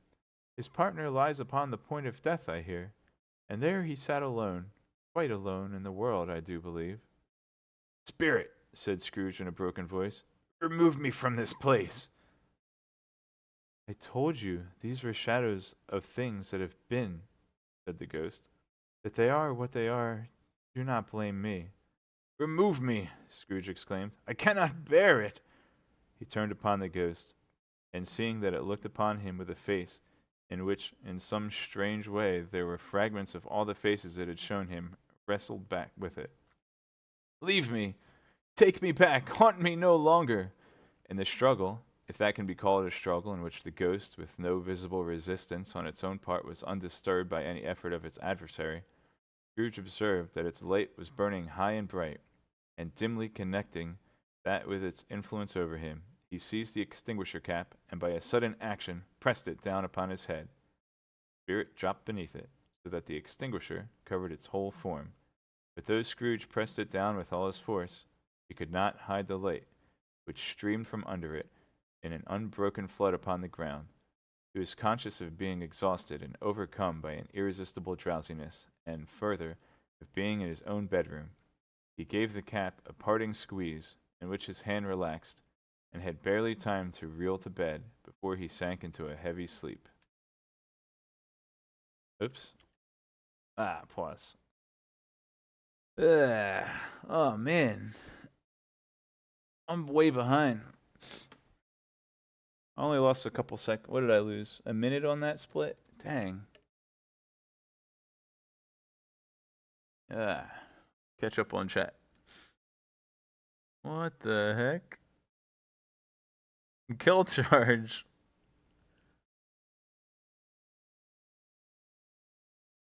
Oh man, what's going on here? Sakura Tsubasa, thanks for the 5 months in a row sub. If you're still here, which it doesn't look like you are, but maybe you're lurking. So I'm only calling you out because you subbed, don't worry.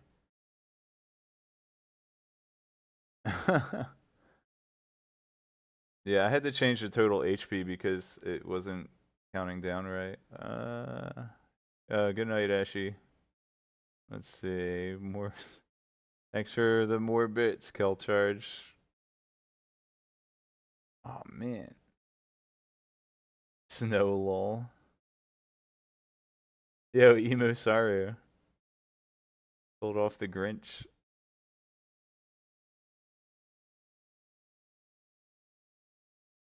Yeah, it filled back up to 2400 because it does that, but I just closed it because I kind of saw out of the corner of my eye that a lot was going on and that it reset, so. Alright, cool. Alright, let's get back to it. Oh man, minute and 50 behind. Ugh, gotta hopefully catch up. I think this is my time save split. Stave 3, the second of the three spirits. Awaking in the middle of a prodigiously tough snore, and sitting up in bed to get his thoughts together, Scrooge had no occasion to be told that the bell was again upon the stroke of one.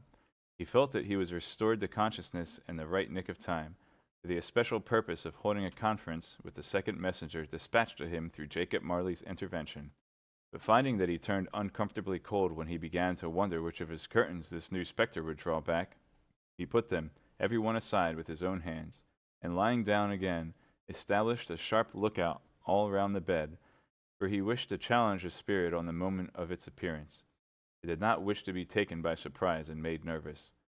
Gentlemen of the free and easy sort, who plume themselves on being acquainted with a move or two, and being usually equal to the time of day, express the wide range of their capacity for adventure by observing that they are good for anything from pitch and toss to manslaughter, between which opposite extremes, no doubt, there lies a tolerably wide and comprehensible range of subjects.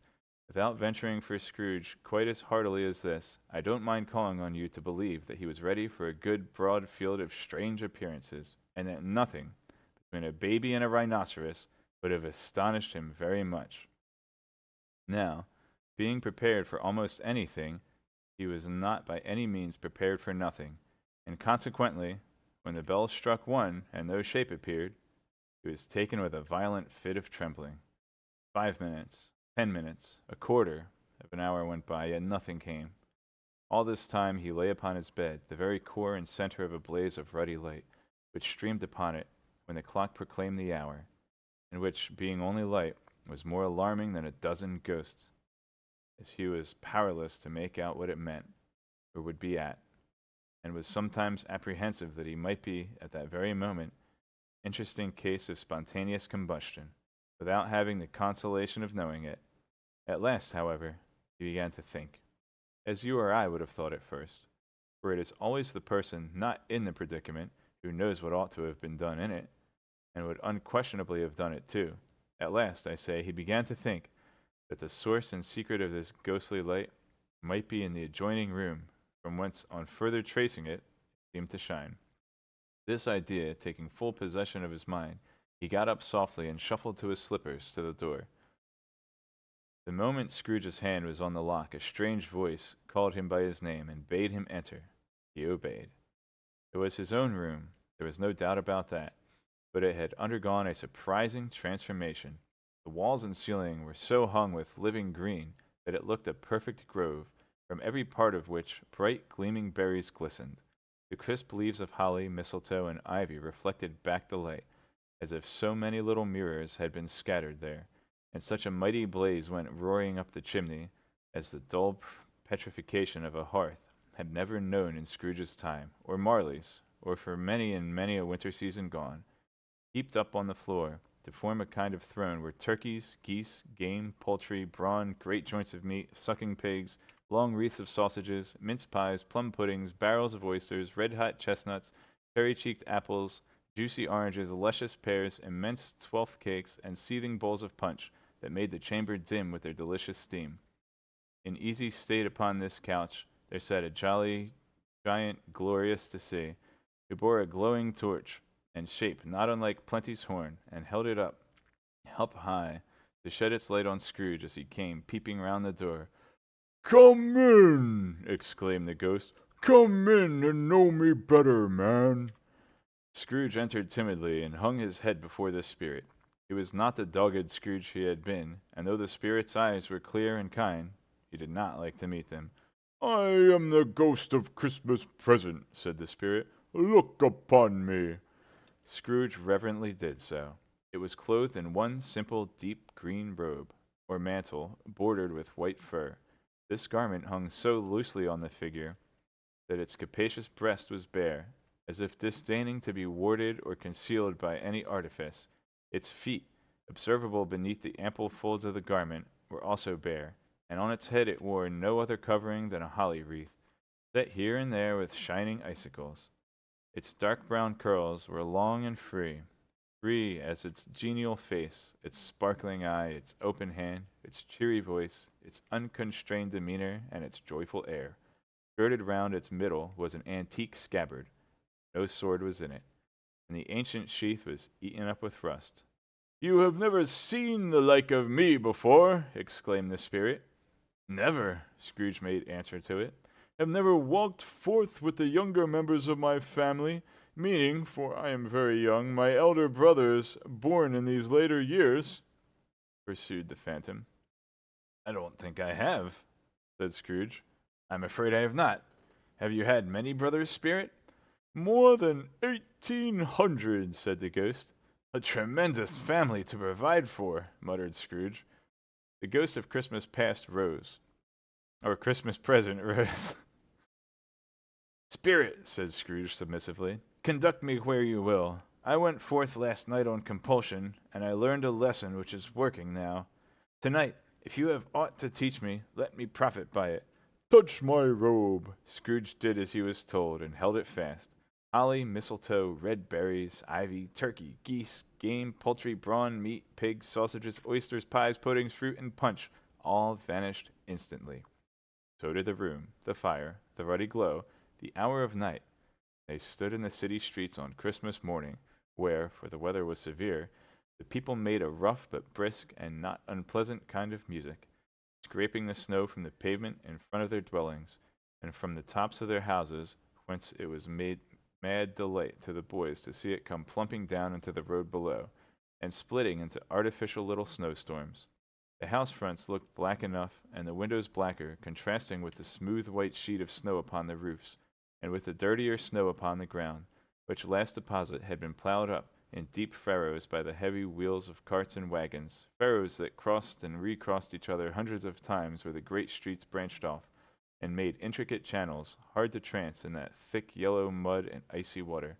The sky was gloomy, and the shortest streets were choked up with a dingy mist, half thawed, half frozen, whose heavier particles descended in a shower of sooty atoms, as if all the chimneys in Great Britain had, by one consent, caught fire and were blazing away to their dear hearts' content. There was nothing very cheerful in the climate of the town, and yet was there an air of cheerfulness abroad that clearest summer air and brightest summer sun might have endeavored to diffuse in vain. For the people who were shoveling away on the housetops were jovial and full of glee, calling out to one another from the parapets, and now and then exchanging a facetious snowball, better-natured missile far than many a wordy jest, laughing heartily if it went right, and not less heartily if it went wrong. The poulterers' shops were still half open, and the fruiterers were radiant. In their glory, there were great, round, pot-bellied baskets of chestnuts, shaped like the waistcoats of jolly old gentlemen, lolling at the doors and tumbling out in the street, and their apoplectic opulence. There were ruddy, brown-faced, broad-girthed Spanish onions, shining in the fatness of their growth like Spanish friars, and winking from their shelves in wanton slyness at the girls as they went by, and glanced demurely at the hung-up mistletoe. There were pears and apples clustered high in blooming pyramids. There were bunches of grapes, made in the shopkeeper's benevolence to dangle from conspicuous hooks that people's mouths might water gratis as they passed. There were piles of filberts, mossy and brown, recalling in their fragrance ancient walks among the woods, and pleasant shufflings, ankle deep through withered leaves. There were Norfolk biffins, squat and swarthy, setting off the yellow of the oranges and lemons, and in the great compactness of their juicy persons, urgently entreating and beseeching to be carried home in paper bags and eaten after dinner. The very gold and silver fish set forth among these choice fruits in a bowl, though members of a dull and stagnant blooded race, appeared to know that there was something going on, and to a fish went gasping round and round their little world in slow and passionless excitement. The grocers, oh, the grocers, nearly closed with perhaps two shutters down, or one, but through those gaps such glimpses. It was not alone that the scales descending on a counter made a merry sound, or that the twine and roller parted company so briskly, or that the canisters were rattled up and down like juggling tricks, or even that the blended scents of tea and coffee were so grateful to the nose, or even that the raisins were so plentiful and rare, the almonds so extremely white, the sticks of cinnamon so long and straight, the other spices so delicious, the candied fruits so caked and spotted with molten sugar as to make the coldest lookers-on feel faint, and subsequently bilious. Nor was it that the figs were moist and pulpy, or the French plums blushed in modest tartness from their highly decorated boxes, or that everything was good to eat and in its Christmas dress, but the customers were all so hurried and so eager in the hopeful promise of the day that they tumbled up against each other at the door, crashing their wicker baskets wildly, and left their purchases upon the counter, came running back to fetch them, and committed hundreds of the like mistakes in the best humor possible, while the grocer and his people were so frank and fresh that the polished hearts with which they fastened their aprons behind might have been their own, worn outside for general inspection, and for Christmas dolls to peck at if they chose. But soon the steeples called good people all to church and chapel, and away they came, flocking through the streets in their best clothes and with their gayest faces, and at the same time there emerged from scores of by-streets, lanes, and nameless turnings innumerable people carrying their dinners to the bakers' shops. The sight of these poor revelers appeared to interest the spirit very much, for he stood with Scrooge behind him in a baker's doorway, and taking off the covers as their bearers passed, sprinkled incense on their dinners from this torch. And it was a very uncommon kind of torch, for once or twice, when there were angry words between some dinner carriers who had jostled each other, he shed a few drops of water on them from it, and their good humor was restored directly, for they said it was a shame to quarrel upon Christmas Day. And so it was. God love it, so it was. In the time the bells ceased, and the bakers were shut up, and yet there was a genial shadowing forth of all these dinners, and the progress of their cooking, and the thawed blotch of wet above each baker's oven, where the pavement smoked as if its stones were cooking too. "Is there a peculiar flavor in what you sprinkle from your torch?" said Scrooge. "There is, my own." "Would it apply to any kind of dinner on this day?" asked Scrooge. "To any kindly given. To a poor one most." "Why to a poor one most?" asked Scrooge. "Because it needs it most." "Spirit," said Scrooge, after a moment's thought, "I wonder if all the beings in the many worlds about us should desire to cramp these people's opportunities of innocent enjoyment." "Aye," cried the Spirit, "you would deprive them of their means of dining every seventh day, often the only day on which they can be said to dine at all?" said Scrooge. "Wouldn't you?" "Aye," cried the Spirit. "You seek to close the places on the seventh day," said Scrooge, "and it comes to the same thing." "I seek!" exclaimed the Spirit. "Forgive me if I am wrong. It has been done in your name, or at least in that of your family," said Scrooge. "There are some upon this earth of yours," returned the Spirit, "who lay claim to know us, and who do their deeds of passion, pride, ill will, hatred, envy, bigotry, and selfishness in our name, who are as strange to us and all our kith and kin as if they had never lived. Remember that, and charge their doings on themselves, not us." Scrooge promised that he would. They went on, invisible as they had been before, into the suburbs of the town. It was a remarkable quality of the ghost, which Scrooge had observed at the baker's, that notwithstanding his gigantic size, he could accommodate himself to any place with ease, and that he stood beneath a low roof quite as gracefully, and like a supernatural creature as it was possible, he could have done in any lofty hall. And perhaps it was the pleasure of the good Spirit had in showing off this power of his, or else it was his own kind, generous, hearty nature, and his sympathy with all poor men, that led him straight to Scrooge's clerk's. For there he went, and took Scrooge with him, holding to his robe, and on the threshold of the door the Spirit smiled, and stopped to bless Bob Cratchit's dwelling, with the sprinklings of his torch. Think of that! Bob had but 15 bob a week himself. He pocketed on Saturdays but 15 copies of his Christian name, and yet the ghost of Christmas present blessed his four-roomed house. Then up rose Mrs. Cratchit, Cratchit's wife, dressed out but poorly in a twice-turned gown, but brave in ribbons, which are cheap and make a goodly show for sixpence, and she laid the cloth assisted by Belinda Cratchit, second of her daughters, also brave in ribbons, while Master Peter Cratchit plunged a fork into the saucepan of potatoes, and getting the corners of his monstrous shirt-collar, Bob's private property, conferred upon his son and heir in honoring of the day, into his mouth, rejoiced to find himself so gallantly attired, and yearned to show his linen in the fashionable parks. And now two smaller Cratchits, boy and girl, came tearing in, screaming that outside the baker's they had smelt the goose, and known it for their own. And basking in luxurious thoughts of sage and onion, these young Cratchits danced about the table and exalted Master Peter Cratchit to the skies, while he, not proud, although his collars nearly choked him, blew the fire until the slow potatoes, bubbling up, knocked loudly in the saucepan lid to be let out and peeled. "What has ever gotten into your precious father, then?" said Mrs. Cratchit. "And your brother, Tiny Tim?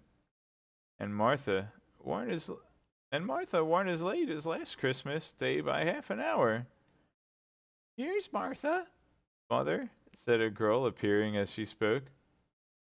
"Here's Martha, mother!" cried the two young Cratchits. "Hurrah! There's such a goose, Martha!" "Why, bless your heart alive, my dear, how late you are!" said Mrs. Cratchit, kissing her a dozen times and taking off her shawl and bonnet for her with officious zeal. "We'd a deal of work to finish up last night," replied the girl, "and I had cleared away this morning, mother." "Well, never mind so long as you are come," said Mrs. Cratchit. "Sit ye down before the fire, my dear, and have a warm, Lord bless you." "No, no, there's father coming," cried the two young Cratchits, who were everywhere at once. "Hide, Martha, hide!" So Martha hid herself, and in came little Bob, the father with at least 3 feet of comforter, exclusive of the fringe, hanging down before him, and his threadbare clothes darned up and brushed to look seasonable, and Tiny Tim upon his shoulder. Alas for Tiny Tim! He bore a little crutch, and had his limbs supported by an iron frame.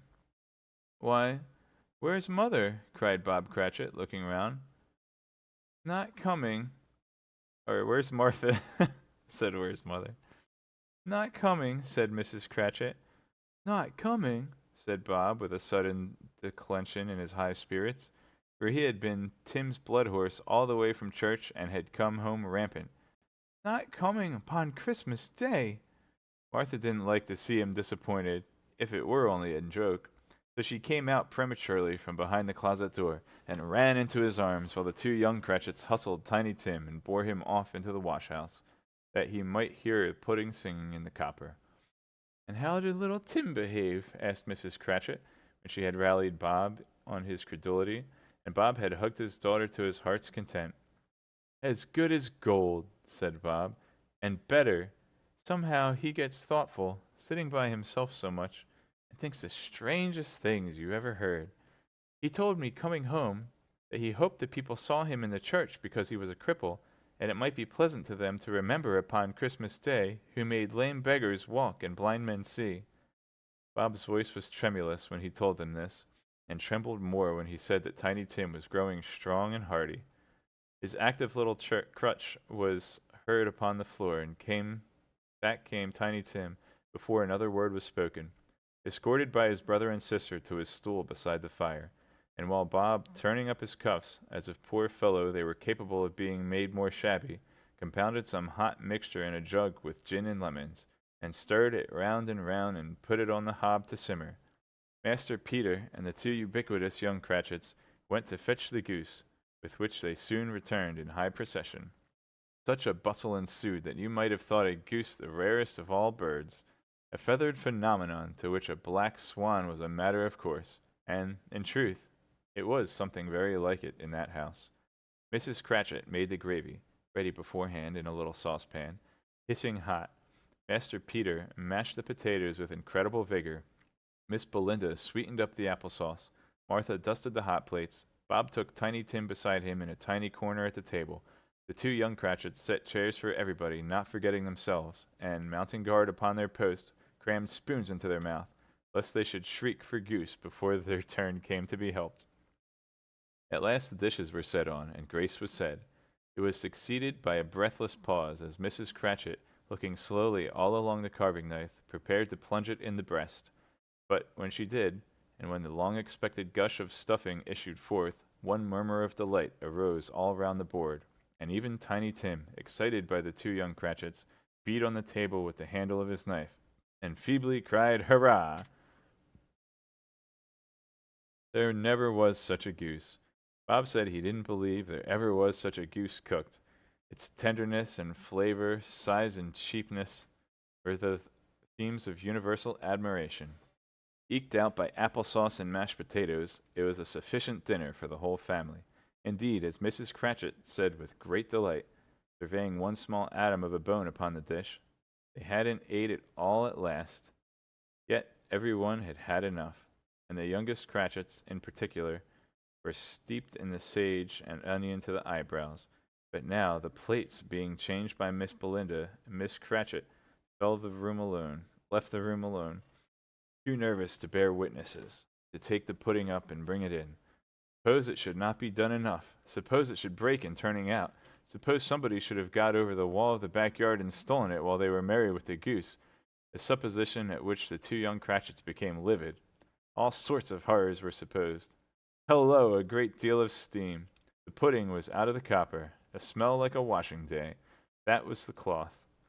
A smell like an eating house and a pastry cook's next door to each other, with a launderer's next door to that.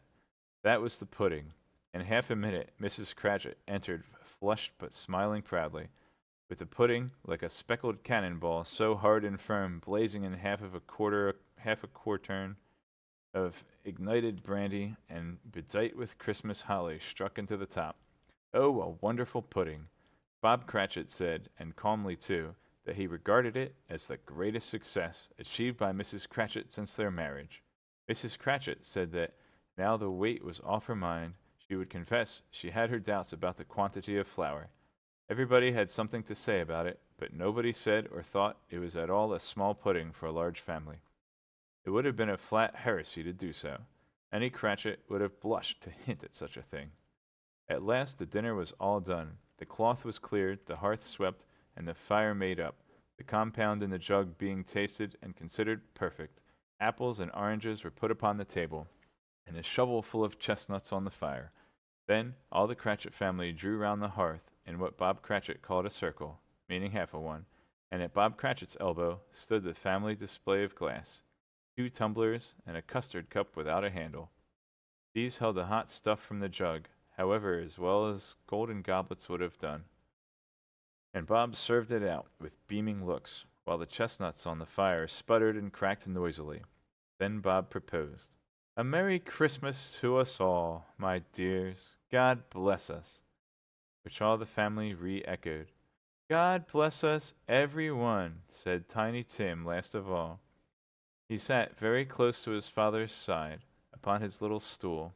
Bob held his withered little hand in his, as if he loved the child and wished to keep him by his side, and dreaded that he might be taken from him. "Spirit," said Scrooge, with an interest he had never felt before, "tell me if Tiny Tim will live." "I see a vacant seat," replied the ghost, "in the poor chimney corner, and a crutch without an owner, carefully preserved. If these shadows remain unaltered by the future, the child will die." "No, no," said Scrooge. "Oh, no, kind spirit, say he will be spared." "If these shadows remain unaltered by the future, none other of my race," returned the ghost, "will find him here. What then? If he be like to die, he had better do it, and decrease the surplus population." Scrooge hung his head to hear his own words quoted by the spirit, was overcome with penitence and grief. "Man," said the ghost, "if man you be in heart, not adamant, forbear that wicked cant until you have discovered what the surplus is, and where it is. Will you decide what men shall live, what men shall die? It may be that, in the sight of heaven, you are more worthless and less fit to live than millions like this poor man's child. O God, to hear the insect on the leaf pronouncing on the too much life among his hungry brothers in the dust." Scrooge bent before the ghost's rebuke, trembling, cast his eyes upon the ground, but he raised them speedily on hearing his own name. "Mr. Scrooge," said Bob. "I'll give you Mr. Scrooge, the founder of the feast." "The founder of the feast, indeed!" cried Mrs. Cratchit, reddening. "I wish I had him here. I'd give him a piece of my mind to feast upon, and I hope he'd have a good appetite for it." "My dear," said Bob, "the children, Christmas Day." "It should be Christmas Day, I am sure," said she. On which one drinks the health of such an odious, stingy, hard, unfeeling man as Mr. Scrooge. You know he is, Robert. Nobody knows it better than you do, poor fellow. My dear, was Bob's mild answer, Christmas Day. I'll drink his health for your sake and the day's, said Mrs. Cratchit, not for his. Long life to him, a Merry Christmas and a Happy New Year. He'll be very merry and very happy, I have no doubt. Children drank the toast after her. It was the first of their proceedings which had no heartiness in it. Tiny Tim drank it last of all, but he didn't care twopence for it. Scrooge was the ogre of the family. The mention of his name cast a dark shadow on the party, which was not dispelled for full 5 minutes. After it had passed away, they were 10 times merrier than before, from the mere relief of Scrooge the Baleful being done with. Bob Cratchit told them how he had a situation in his eye for Master Peter, which would bring in it, if obtained, full 5 and 6 pence weekly. The 2 young Cratchits laughed tremendously at the idea of Peter's being a man of business, and Peter himself looked thoughtfully at the fire from between his collars, as if he were deliberating what particular investments he should favor when he came into the receipt of that bewildering income. Martha, who was a poor apprentice at a milliner's, then told them what kind of work she had to do, and how many hours she worked at a stretch, and how she meant to lie abed tomorrow morning for a good long rest. Tomorrow being a holiday she passed at home. Also, how she had seen a countess and a lord some days before, and how the lord was much about as tall as Peter, at which Peter pulled up his collar so high that you couldn't have seen his head if you had been there.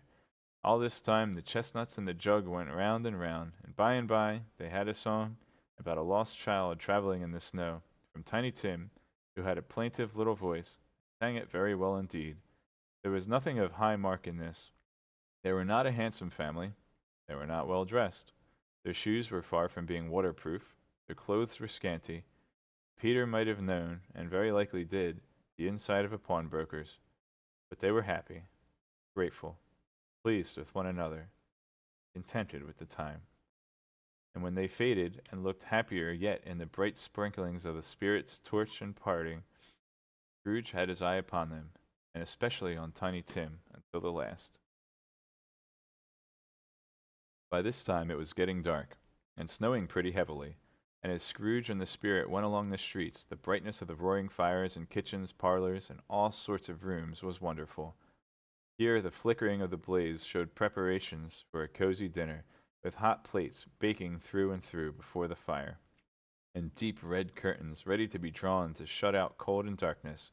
There, all the children of the house were running out into the snow to meet their married sisters, brothers, cousins, uncles, aunts, and be the first to greet them. Here again were shadows on the winter blinds of guests assembling, and there a group of handsome girls, all hooded and fur-booted, and all chattering at once, tripped lightly off to some near neighbor's house, where, woe upon the single man who saw them enter, artful witches, they well knew it, in a glow. But if you had judged from the numbers of people on their way to friendly gatherings, you might have thought that no one was at home to give them welcome when they got there, instead of every house expecting company and piling up its fires half chimney high. Blessings on it! How the ghost exulted!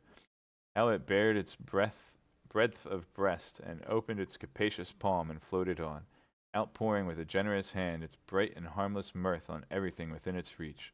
The very lamplighter who ran on before, dotting the dusky street with specks of light, and who was dressed to spend the evening somewhere, laughed out loudly as the spirit passed, though little kenned the lamplighter that he had any company but Christmas. And now, without a word of warning from the ghost, they stood upon a bleak and desert moor, where monstrous masses of rude stone were cast about as though it were the burial place of giants, and water spread itself wheresoever it listed, or would have done so, but for the frost that held it prisoner, and nothing grew but moss and furze, and coarse, rank grass. Down in the west the setting sun had left a streak of fiery red, which glared upon the desolation for an instant like a sullen eye, and frowning lower, lower yet, was lost in the thick gloom of darkest night. "What place is this?" asked Scrooge. "A place where miners live, who labor in the bowels of the earth," returned the spirit. "But they know me. See!" A light shone from the window of a hut, and swiftly they advanced towards it.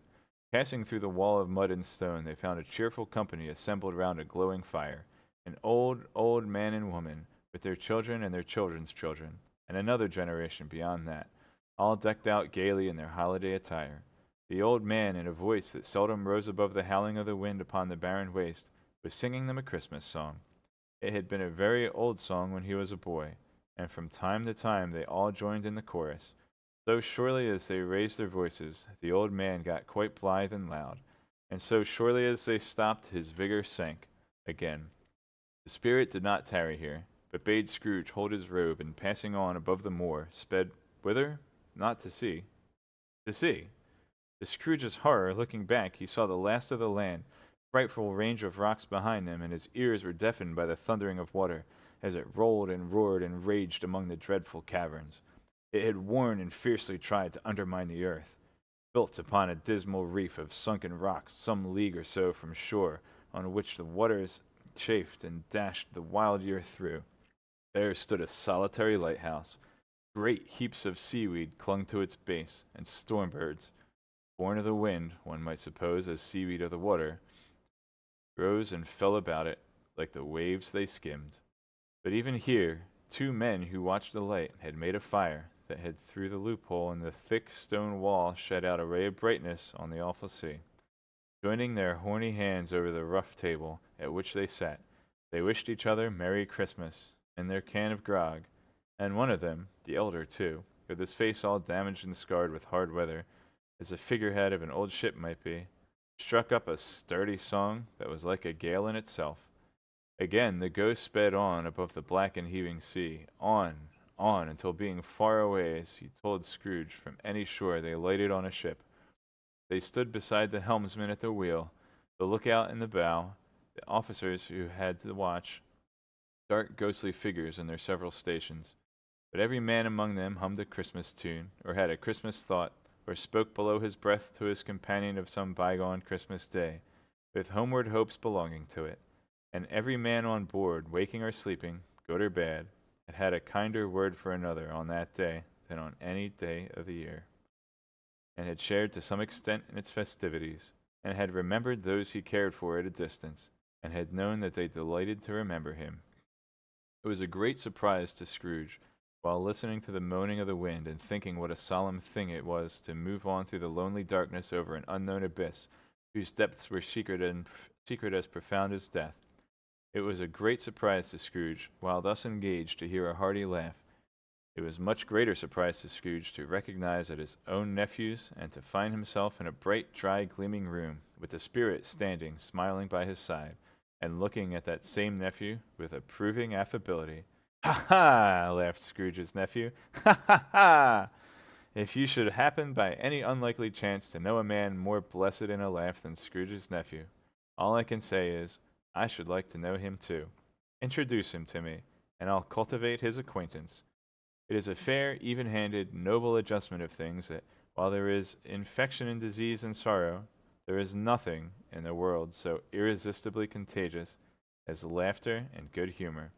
When Scrooge's nephew laughed in this way, holding his sides, rolling his head, and twisting his face into the most extravagant contortions, Scrooge's niece, by marriage, laughed as heartily as he, and their assembled friends, being not a bit behindhand, roared out lustily, "Ha ha! Ha ha ha ha! He said that Christmas was a humbug, as I live!" cried Scrooge's nephew. "He believed it, too!" "More shame for him!" said Scrooge's niece indignantly. "Bless those women, they never do anything by halves. They are always in earnest." She was very pretty, exceedingly pretty, with a dimpled, surprised-looking capital face, a ripe little mouth that seemed made to be kissed, as no doubt it was, with all kinds of good little dots about her chin that melted into one another when she laughed, and the sunniest pair of eyes you ever saw in any little creature's head. Altogether, she was what you would have called provoking, you know, but satisfactory, too. Oh, perfectly satisfactory. "He's a comical old fellow," said Scrooge's nephew. "That's the truth, and not so pleasant as he might be. However, his offenses carry their own punishment, and I have nothing to say against him." "I'm sure he is very rich, Fred," hinted Scrooge's niece. At least you always tell me so. What of that, my dear? Said Scrooge's nephew. His wealth is of no use to him. He don't do any good with it. He don't make himself comfortable with it. He hasn't the satisfaction of thinking, ha ha ha, that he is ever going to benefit us with it. I have no patience with him, observed Scrooge's niece. Scrooge's niece's sisters and all the other ladies expressed the same opinion. Oh, I have, said Scrooge's nephew. I am sorry for him. I couldn't be angry with him if I tried. Who suffers by his ill whims? Himself, always. Here he takes it into his head to dislike us, and he won't come and dine with us. What's the consequence? He don't lose much of a dinner. Indeed, I think he loses a very good dinner, interrupted Scrooge's niece. Everybody else said the same, and they must be allowed to have been competent judges, because they had just had dinner, and with the dessert upon the table were clustered round the fire by lamplight. Well, I am very glad to hear it, said Scrooge's nephew, because I haven't great faith in these young housekeepers. What do you say, Topper? Topper had clearly got his eye upon one of Scrooge's niece's sisters, for he answered that a bachelor was a wretched outcast who had no right to express an opinion on the subject, whereat Scrooge's niece's sister, the plump one with the lace tucker, not the one with the roses, blushed. Do go on, Fred, said Scrooge's niece, clapping her hands. He never finishes what he begins to say. He's such a ridiculous fellow. Scrooge's nephew revelled in another laugh, and as it was impossible to keep the infection off, though the plump sister tried hard to do it with aromatic vinegar, his example was unanimously followed. I was only going to say, said Scrooge's nephew, that the consequence of his taking a dislike to us, and not making merry with us, is, as I think, that he loses some pleasant moments, which could do him no harm. I am sure he loses pleasanter companions than he can find in his own thoughts, either in his mouldy old office or his dusty chambers. I mean to give him the same chance every year, whether he likes it or not, for I pity him. He may rail at Christmas till he dies, but he can't help thinking better of it. I defy him. If he finds me going there, in good temper year after year, and saying, Uncle Scrooge, how are you? If it only puts him in the vein to leave his poor clerk £50, that's something. And I think I shook him yesterday. It was their turn to laugh now, at the notion of his shaking Scrooge. But being thoroughly good-natured, and not much caring what they laughed at, so that they laughed at any rate, he encouraged them in their moment, and passed the bottle joyously. After tea they had some music, for they were a musical family, and knew what they were about when they sung a glee or catch, I can assure you. Especially Topper, who could growl away in the bass like a good one, and never swell the large veins in his forehead, or get red in the face over it. Scrooge's niece played well upon the harp, and played, among other tunes, a simple little air, a mere nothing you might learn to whistle it in 2 minutes, which had been familiar to the child who fetched Scrooge from the boarding school, as he had been reminded by the ghost of Christmas past. When this strain of music sounded, all the things that ghost had shown him came upon his mind. He softened more and more, and thought that if he could have listened to it often, years ago, he might have cultivated the kindnesses of life for his own happiness with his own hands, without resorting to the sexton's spade that buried Jacob Marley. But they didn't devote the whole evening to music. After a while they played at forfeits, for it is good to be children sometimes, and never better than at Christmas, when its mighty founder was a child himself. Stop! There was first a game at blindman's buff. Of course there was. And I no more believe Topper was really blind than I believe he had eyes in his boots. My opinion is that it was a done thing between him and Scrooge's nephew, and that the ghost of Christmas present knew it. The way he went after that plump sister and the lace tucker was an outrage on the credulity of human nature, knocking down the flat-irons, tumbling over the chairs, bumping up against the piano, smothering himself against the curtains wherever she went. There went he. He always knew where the plump sister was. He wouldn't catch anybody else. If you had fallen up against him, as some of them did, on purpose, he would have made a feint of endeavoring to seize you, which would have been an affront to your understanding, and would instantly have sidled off in the direction of the plump sister. She often cried out that it wasn't fair, and it really was not. But when, at last he caught her, when in spite of all her silken rustlings and her rapid flutterings past him, he got her into a corner whence there was no escape, then his conduct was the most execrable. Execrable? Execrable? Look that up. Come on, Google. Extremely bad or unpleasant. That's what I gathered. For his pretending not to know her, his pretending that it was necessary to touch her headdress and further to assure himself of her identity by pressing a certain ring upon her finger and a certain chain about her neck, was vile, monstrous. No doubt she told him her opinion of it when another blind man being in office, they were so very confidential together behind the curtains.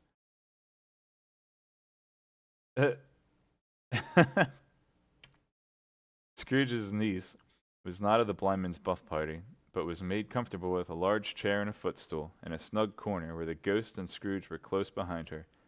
But she joined in the forfeits, and loved her love to admiration with all the letters of the alphabet. Likewise, at the game, how, when, and where, she was very great, and to the secret joy of Scrooge's nephew, beat her sisters hollow. Though they were sharp girls too, as Topper could have told you, there might have been 20 people there, young and old, but they all played, and so did Scrooge, for wholly forgetting, in the interest he had in what was going on, that his voice made no sound in their ears. He sometimes came out with his guess quite loud, and very often guessed right, too, for the sharpest needle, best Whitechapel warranted not to cut in the eye, was not sharper than Scrooge, blunt as he took it in his head to be. The ghost was greatly pleased to find him in this mood, and looked upon him with such favor that he begged like a boy to be allowed to stay until the guests departed. But this, the spirit said, could not be done. "Here is a new game," said Scrooge. "1/2 hour, spirit. Only one." It was a game called Yes and No, where Scrooge's nephew had to think of something, and the rest must find out what, he only answering to their questions yes or no, as the case was. The brisk fire of questioning to which he exposed elicited from him that he was thinking of an animal, a live animal, rather a disagreeable animal, a savage animal, an animal that growled and grunted sometimes, and talked sometimes, and lived in London, and walked about the streets, and wasn't made a show of, and wasn't led by anybody, and didn't live in a menagerie, and was never killed in a market, and was not a horse or an ass, or a cow, or a bull, or a tiger, or a dog, or a pig, or a cat, or a bear. At every fresh question that was put to him, this nephew burst into a fresh roar of laughter, and was so inexpressibly tickled that he was obliged to get up off the sofa and stamp. At last the plump sister, falling into a similar state, cried out, "I have found it out! I know what it is, Fred! I know what it is!" "What is it?" cried Fred. "It's your Uncle Scrooge!"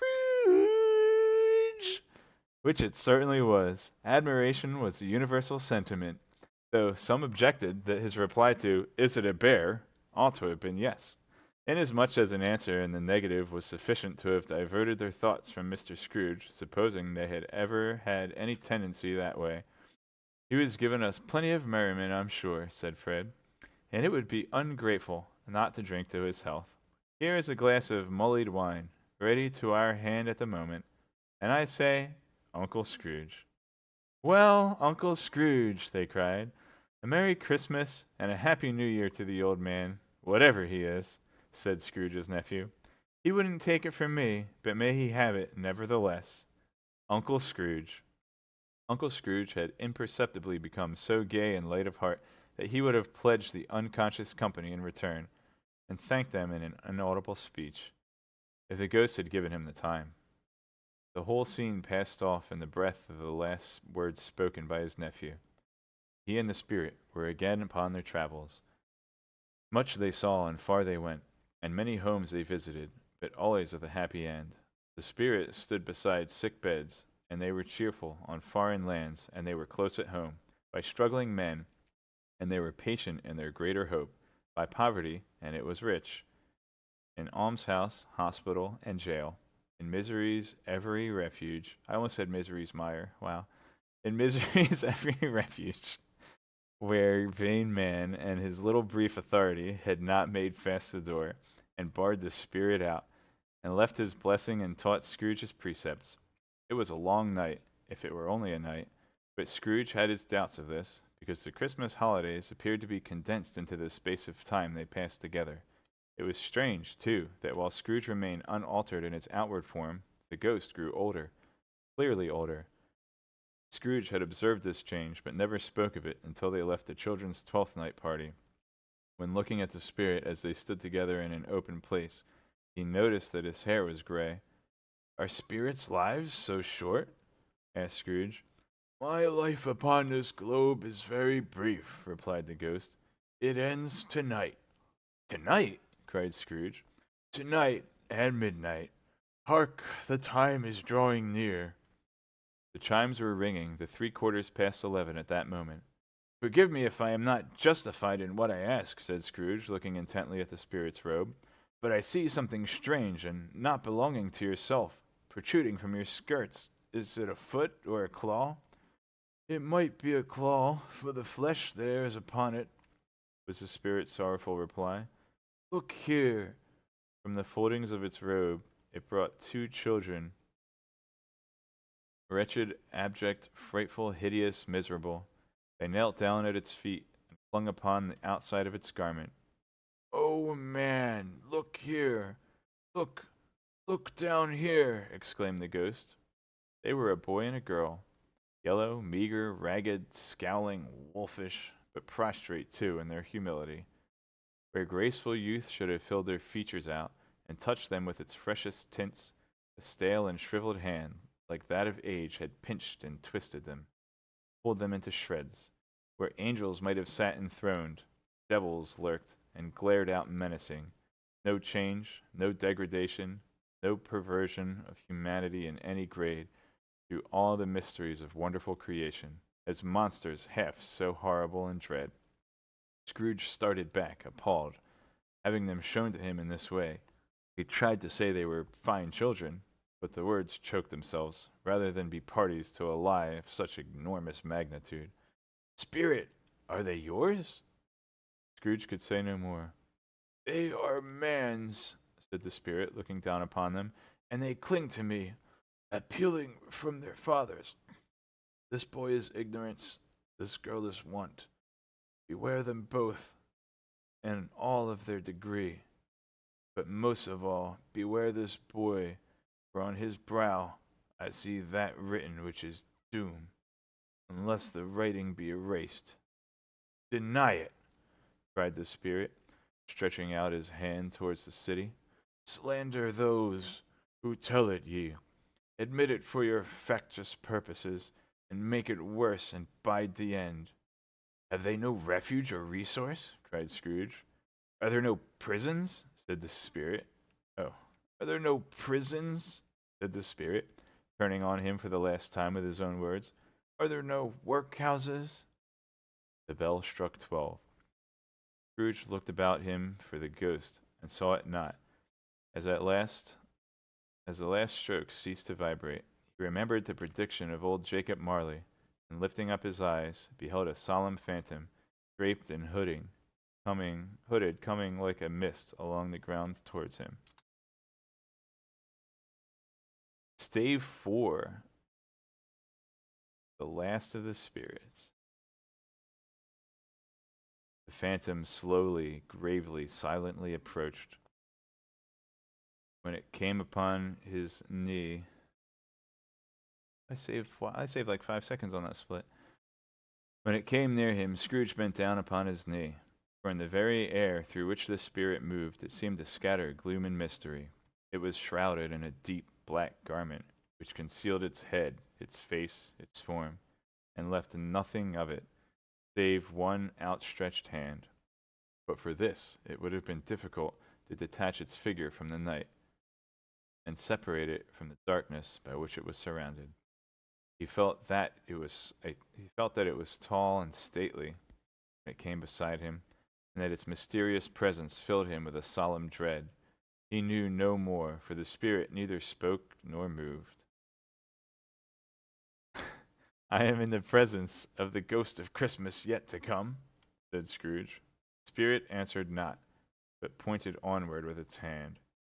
"You are about to show me shadows of the things that have not happened, but will happen in the time before us," Scrooge pursued.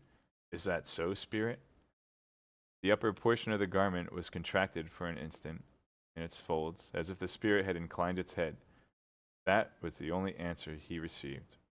Although well used to ghostly company by this time, Scrooge feared the silent shape so much that his legs trembled beneath him, and he found that he could hardly stand when he prepared to follow it. The spirit paused a moment, as observing his condition, giving him time to recover. But Scrooge was all the worse for this.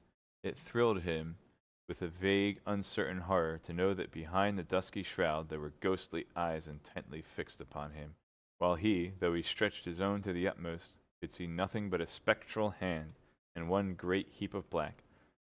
"Ghost of the future!" he exclaimed, "I fear you more than any spectre I have seen.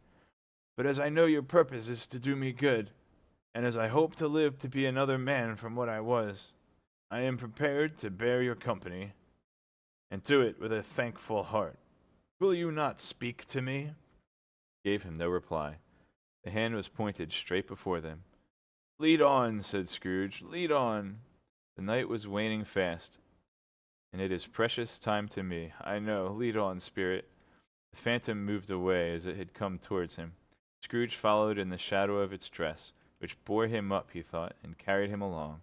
They scarcely seemed to enter the city, for the city rather seemed to spring up about them, and encompass them of its own act. But there they were in the heart of it, on 'change amongst the merchants, who hurried up and down, and chinked money in their pockets, and conversed in groups, and looked at their watches, and trifled thoughtfully with their great gold seals and so forth, as Scrooge had seen them often. The spirit stopped beside one little knot of business men. Observing that the hand was pointed to them, Scrooge advanced to listen to their talk. "No," said a great fat man with a monstrous chin. "I don't know much about it either way. I only know he's dead." "When did he die?" inquired another. "Last night, I believe." "Why, what's the matter with him?" asked a third, taking a vast quantity of snuff out of a very large snuff box. "I thought he'd never die." "God knows," said the first with a yawn. "What has he done with his money?" asked a red-faced gentleman with a pendulous excrescence on the end of his nose that shook like the gills of a turkey cock. "I haven't heard," said the man with the large chin, yawning again. "Left it to his company, perhaps. He hasn't left it to me, that's all I know." This pleasantry was received with a general laugh. "Very likely to be a cheap funeral," said the same speaker, "for upon my life I don't know of anybody to go to it. Suppose we make up a party and volunteer." "I don't mind going if a lunch is provided," observed the gentleman with the excrescence on his nose. "But I must be fed if I make one." Another laugh. "Well, I am the most disinterested among you, after all," said the first speaker, "for I never wear black gloves and I never eat lunch. But I'll offer to go if anybody else will. But come to think of it, wait, when I come to think of it, I'm not all sure that I wasn't his most particular friend, for we used to stop by and speak whenever we met. Bye-bye." Speakers and listeners strolled away, and mixed with other groups. Scrooge knew the man, and looked towards the spirit for an explanation. The phantom glided on into a street. Its finger pointed to two persons meeting. Scrooge listened again, thinking that the explanation might lie here. He knew these men also perfectly. They were men of business, very wealthy, and of great importance. He had made a point always of standing well in their esteem, in a business point of view, that is, strictly in a business point of view. "How are you?" said one. "How are you?" returned the other. "Well," said the first, "Old Scratch has got on at last, eh?" "So I'm told," returned the second. "Cold, isn't it?" "Whoa, that's not the... that guy's not wearing a robe." "Heck, seasonable for Christmas time. You are not a skater, I suppose?" "No, no, something else to think of. Good morning." Not another word. That was their meeting, their conversation, and their parting. Scrooge was at first inclined to be surprised that the spirit should attach importance to conversations apparently so trivial, but, feeling assured that they must have some hidden purpose, he set himself to consider what it was likely to be. They could scarcely be supposed to have any bearing on the death of Jacob, his old partner, for that was past, and this ghost province was the future. Nor could he think of anyone immediately connected with himself to whom he could apply them. But, nothing doubting that, to whomsoever they applied, they had some latent moral for his own improvement. He resolved to treasure up every word he heard, everything he saw, and especially to observe the shadow of himself when it appeared. for he had an expectation that the conduct of his future self would give him the clue he missed, and would render the solution of these riddles easily. He looked about in that very place for his own image, but another man stood in his accustomed corner. Though the clock pointed to his usual time of day for being there, he saw no likeness of himself among the multitudes that poured in through the porch. It gave him little surprise, however, for he had been revolving in his mind a change of life, and thought he hoped to see his newborn resolutions carried out in this. Quiet and dark, beside him stood the phantom, with its outstretched hand. When he roused himself from his thoughtful quest, he fancied, from the turn of the hand, and its situation in reference to himself, that the unseen eyes were looking at him keenly. It made him shudder and feel very cold. They left the busy scene, and went into an obscure part of the town, where Scrooge had never penetrated before, although he recognized its situation and its bad repute. The ways were foul and narrow, shops and houses wretched, the people half naked, drunken, slipshod, ugly. Alleys and archways, like so many cesspools, disgorged their fences of smell and dirt, and life upon the straggling streets, and the whole quarter reeked with crime, with filth and misery. Far in this, then, of infamous resort, there was a low-browed beadling shop, below a penthouse roof, where iron, old rags, bottles, bones, and greasy offal were brought. Upon the floor within were piled up heaps of rusty keys, nails, chains, hinges, files, scales, weights, and refuse iron of all kinds. Secrets that few would like to scrutinize were bred and hidden in mountains of unseemly rags, masses of corrupted fat, and sepulchres of bones. Sitting in among the wares he dealt in, by a charcoal stove made of old bricks, was a gray-haired rascal, nearly 70 years of age, who had screened himself from the cold air, without a frowsy curtaining of miscellaneous tatters hung upon a line, and smoked his pipe in all the luxury of calm retirement. Scrooge and the Phantom came into the presence of this man, just as a woman with a heavy bundle slunk into the shop. But she had scarcely entered, when another woman, similarly laden, came in too, and she was closely followed by a man in faded black, who was no less startled by the sight of them than he had been upon the recognition of each other.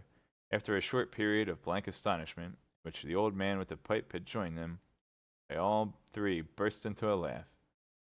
"Let the charwoman alone be the first," cried she who had entered first.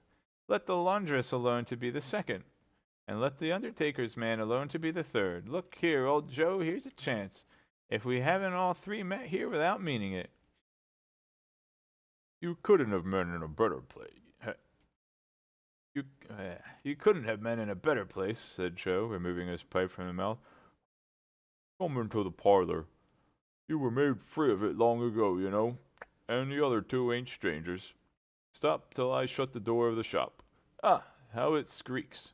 There ain't such a rusty bit of metal in the place as its own hinges, I believe, and I'm sure there's no such old bones here as mine. Ha ha!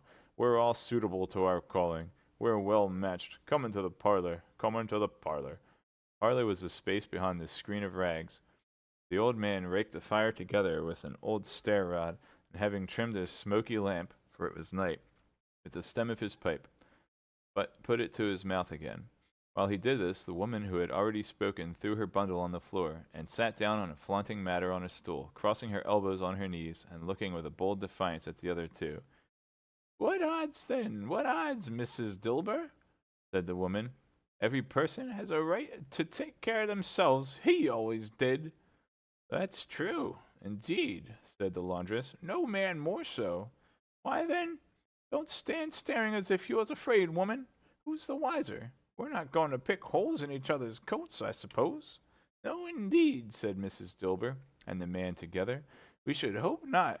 "Very well, then," cried the woman. "That's enough.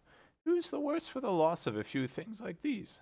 The dead man, I suppose." "No, indeed," said Mrs. Dilber, laughing. "If he want to keep him after he was dead, a wicked old screw," pursued the woman. "Why hasn't he natural in his lifetime?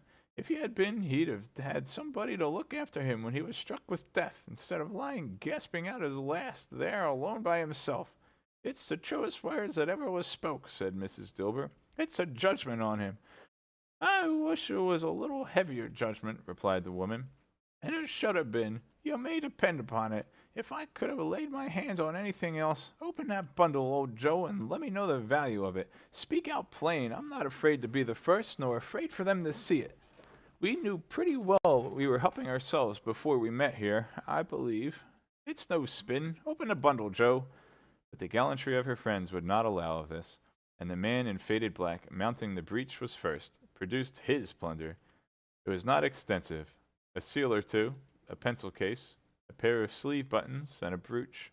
No great value were all. They were severally examined and appraised by old Joe, who chalked the sums as he was disposed to give for each upon the wall, and added them up into a total, when he found that there was nothing more to come. That's your account, said Joe, and I wouldn't give another sixpence if I was to be boiled for not doing it. Who's next? Mrs. Dilbert was next. Sheets and towels, a little wearing apparel, 2 old-fashioned silver teaspoons, a pair of sugar tongs, and a few boots. Her account was stated on the wall in the same manner. I always give too much to the ladies. It's a weakness of mine, and that's the way I ruin myself, said old Joe. That's your account, if you ask me. For another penny, and made it an open question, I'd repent of being a liberal and knock off half a crown. And now undo my bundle, Joe, said the first woman. Joe went down on his knees for the greater convenience of opening it, and having unfastened a great many knots, dragged out a very heavy roll of some dark stuff. What do you call this? Said Joe. Bed curtains? Ah, returned the woman, laughing, and leaning forward on her crossed arms. Bed curtains! You don't mean to say you took 'em down, rings and all, with him lying there, said Joe. Yes, I do, replied the woman. Why not? You were born to make your fortune, said Joe, and you'll certainly do it. I certainly shan't hold my hand when I can get anything in it by reaching it out, for the sake of such a man as he was, I promise you, Joe, returned the woman coolly. Don't drop that oil upon the blankets now. His blankets? Asked Joe. Who else do you think? Replied the woman. He isn't likely to take cold without 'em, I dare say. I hope he didn't die of anything catching, eh? Said old Joe, stopping in his work and looking up. Don't you be afraid of that, returned the woman. I ain't so fond of his company that I loiter about him for such things if he did. Ah, you may look through that shirt till your eyes ache, but you won't find a hole in it, nor a threadbare place. It's the best he had, and a fine one, too. They'd have wasted it if it hadn't been for me. What do you call wasting of it? Asked old Joe. Putting it on him to be buried in, to be sure, replied the woman with a laugh. Somebody was fool enough to do it, but I took it off again. If calico ain't good enough for such a purpose, it isn't good enough for anything. It's quite as becoming to the body.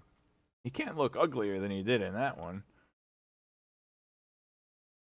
Scrooge listened to this dialogue in horror, as they sat grouped about their spoil, in the scanty light afforded by the old man's lamp. He viewed them with a detestation and disgust which he could barely have been greater though he had been obscene demons marketing a corpse itself.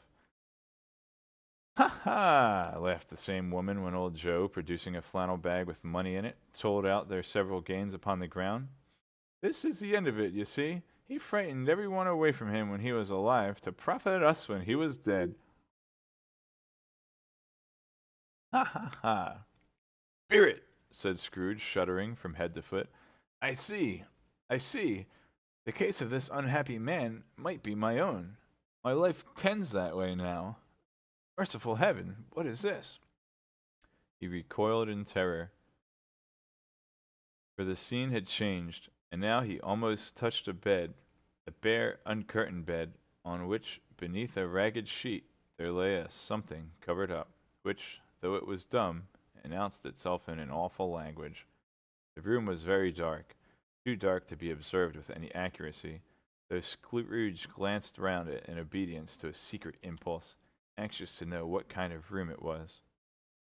A pale light, rising in the outer air, fell straight upon the bed, and on it, plundered and bereft, unwatched, unwept, uncared for, was the body of this man.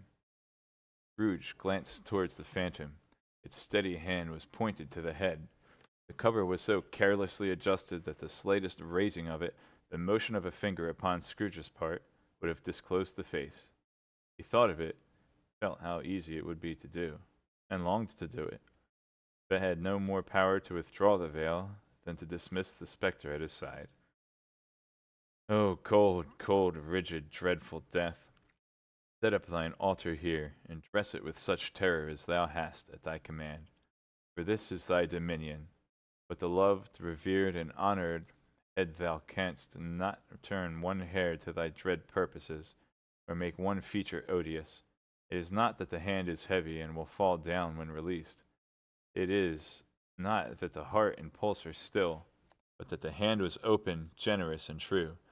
The heart brave, warm, and tender, and the pulse a man's. Strike, shadow, strike, and see his good deeds springing from the wound, to sow the world with life immortal. No voice pronounced these words in Scrooge's ears, and yet he heard them when he looked upon the bed. He thought, if this man could be raised up now, what would be his foremost thoughts? Avarice, hard dealing, griping cares? They had brought him to a rich end, truly. He lay in the dark, empty house, with not a man, a woman, or a child to say that he was kind to me in this or that, and for the memory of one kind word, I will be kind to him. A cat was tearing at the door, and there was a sound of gnawing rats beneath the hearthstone. What they wanted in the room of death, and what they were so restless and disturbed, Scrooge did not dare to think. Spirit, he said, this is a fearful place. In leaving it, I shall not leave its lesson. Trust me. Let us go. Still, the ghost pointed with an unmoved finger to the head. I understand you, Scrooge returned, and I would do it if I could, but I have not the power, Spirit. I have not the power. And it seemed to look upon him.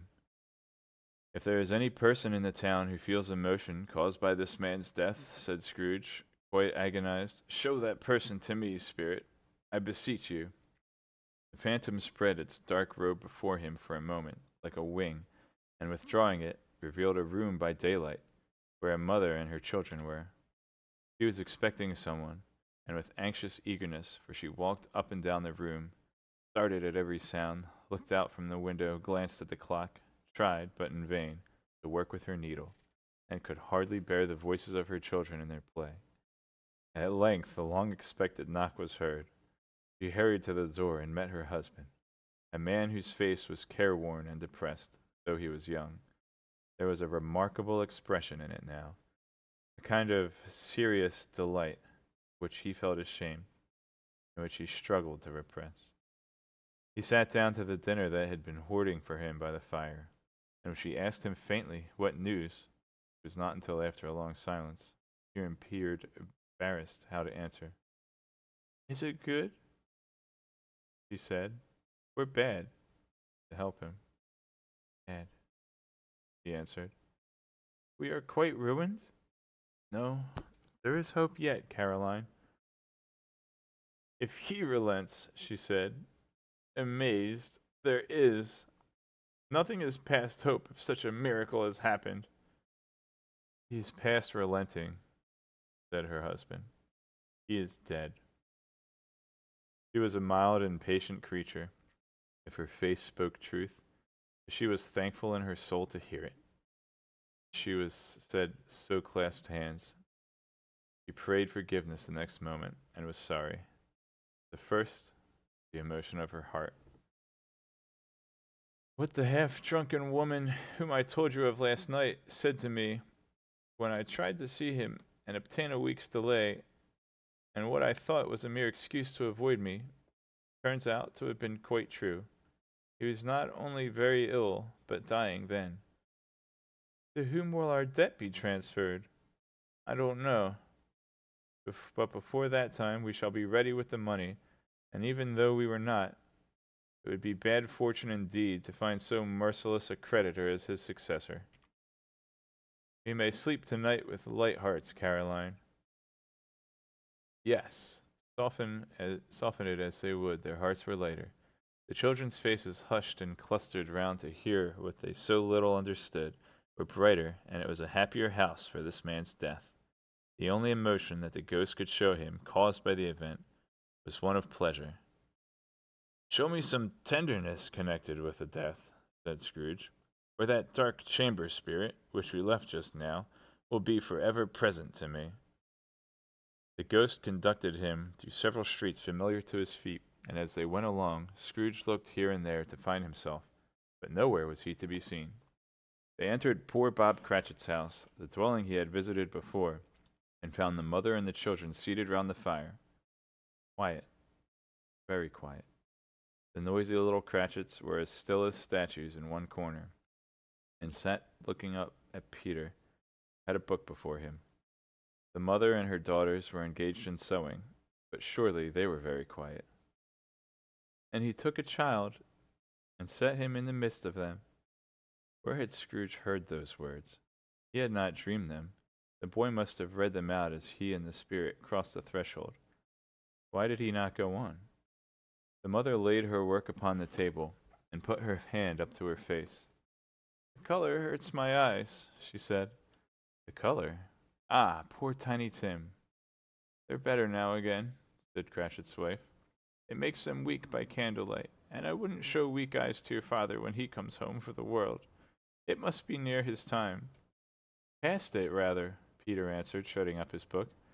"But I think he has walked a little slower than he used the past few evenings, Mother." They were very quiet again.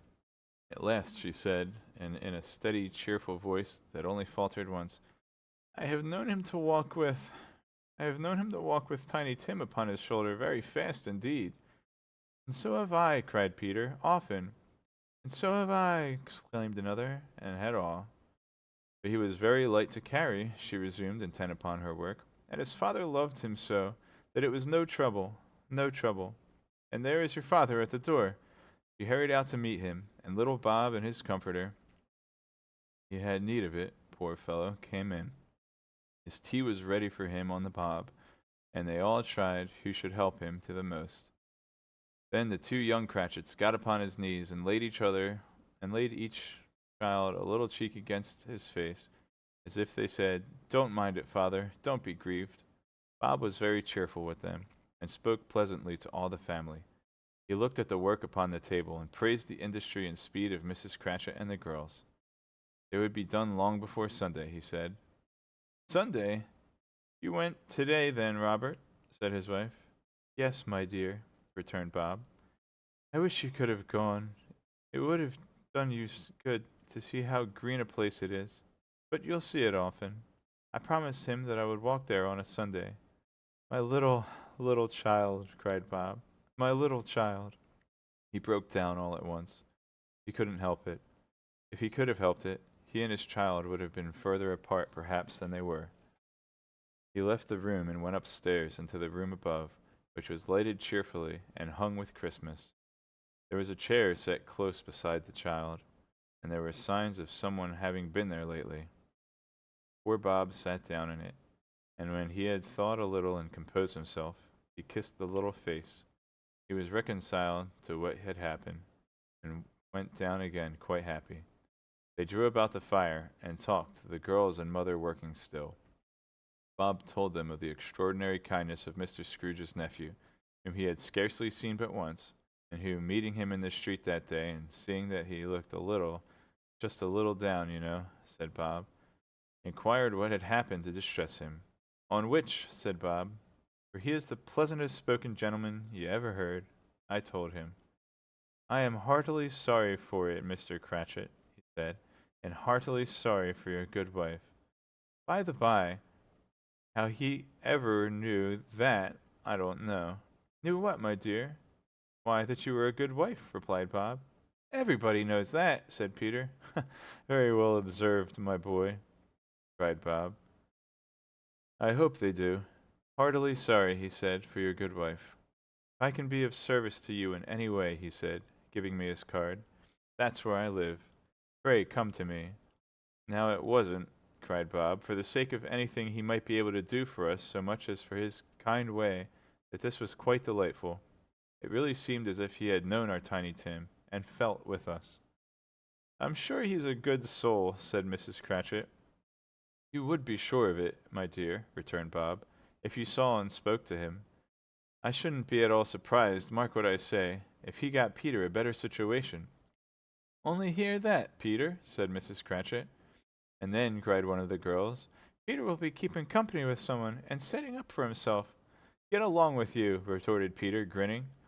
It's just as likely as not, said Bob. One of these days. Though there's plenty of time for that, my dear. But, however and whenever we part from one another, I am sure that we shall none of us forget poor Tiny Tim. Shall we? Or this first parting that there was among us? Never, father, cried they all. And I know, said Bob, I know, my dears, that when we recollect how patient and how mild he was, although he was a little child, we shall not quarrel easily among ourselves and forget poor Tiny Tim in doing it. No, never, father, they all cried again. I am very happy, said little Bob. I am very happy. Mrs. Cratchit kissed him. His daughters kissed him, the two young Cratchits kissed him, and Peter and himself shook hands. The spirit of Tiny Tim, the childish essence, was from God. Spectre, said Scrooge, something informs me that our parting moment is at hand. I know it, but I know not how. Tell me, what man that was whom I saw lying dead? The ghost of Christmas yet to come conveyed him, as before, though at a different time, he thought. Indeed, there seemed no order in these latter visions, save that they were in the future, into the resorts of business men, but showed him not for himself. Indeed, the spirit did not stay for anything, but went straight on, as to the end just now desired, until besought by Scrooge to tarry for a moment. This court, said Scrooge, through which we hurry now, is where my place of occupation is, and has been for a length of time. I see the house. Let me behold what I shall be in my days to come. The spirit stopped. The hand was pointed somewhere. The house is yonder, Scrooge exclaimed. Why do you point away? The inexorable finger underwent no change. Scrooge hastened to the windows of his office and looked in. It was an office still, but not his. The furniture was not the same, and the figure in the chair was not himself. The phantom pointed as before. He joined it once again, and wondering why and whither he had gone, accompanied it until they reached an iron gate. He paused to look round before entering. A churchyard. Here, then, the wretched man, whose name he had now to learn, lay underneath the ground. It was a worthy place, walled by houses, overrun by grass and weeds, the growth of vegetation's death, not life, choked up with too much burying, fat with repleted appetite. A worthy place. The spirit stood among the graves and pointed down to one. He advanced towards it, trembling. The phantom was exactly as it had been, but he dreaded that he saw a new meaning in its solemn shape. Before I draw nearer to that stone to which you point, said Scrooge, answer me one question. Are these the shadows of things that will be, or are they shadows of things that may be only? Still the ghost pointed downward to the grave by which it stood. Men's courses will foreshadow certain ends, to which, if preserved in, they must lead, said Scrooge. But if the courses be departed from, the ends will change. Say it is thus with what you show me. The spirit was immovable as ever. Scrooge crept towards it, trembling as he went, and following the finger, read upon the stone of the neglected grave his own name. Ebenezer Scrooge. Am I that man who lay upon the bed?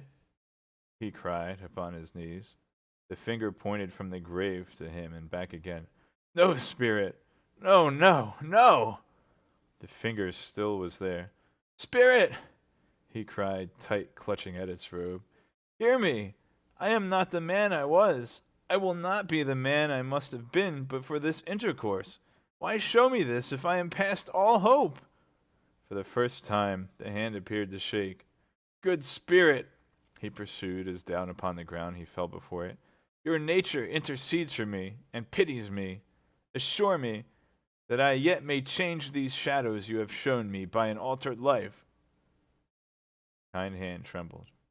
I will honor Christmas in my heart, and try to keep it all the year. I will live in the past, the present, and the future. The spirits of all three shall strive within me. I will not shut out the lessons that they teach. Oh, tell me I may sponge away the writing on this stone. In his agony, He caught the spectral hand. It sought to free itself, but he was strong in his entreaty and detained it. The spirit was stronger yet, repulsed him. Holding up his hands in a last prayer to have his fate reversed, he saw an alteration in the phantom's hood and dress. It shrunk, collapsed, dwindled down into a bedpost. Stave 5. The end of it. Yes, and the bedpost was his own. The bed was his own. The room was his own. Best and happiest of all, the time before him was his own, to make amends in. I will live in the past, the present, and the future, Scrooge repeated as he scrambled out of the bed. The spirits of all three shall strive within me. Oh, Jacob Marley, heaven and the Christmas time be praised for this. I say it on my knees, old Jacob, on my knees. He was so fluttered, so glowing with his good intentions, that his broken voice would scarcely answer to his call. But he had been sobbing violently and is conflicting with the spirit, and his face was wet with tears. They are not torn down, cried Scrooge, folding one of his bed curtains in his arms. They are not torn down, rings and all. They are here. I am here. The shadows of things that would have been may be dispelled. They will be. I know they will.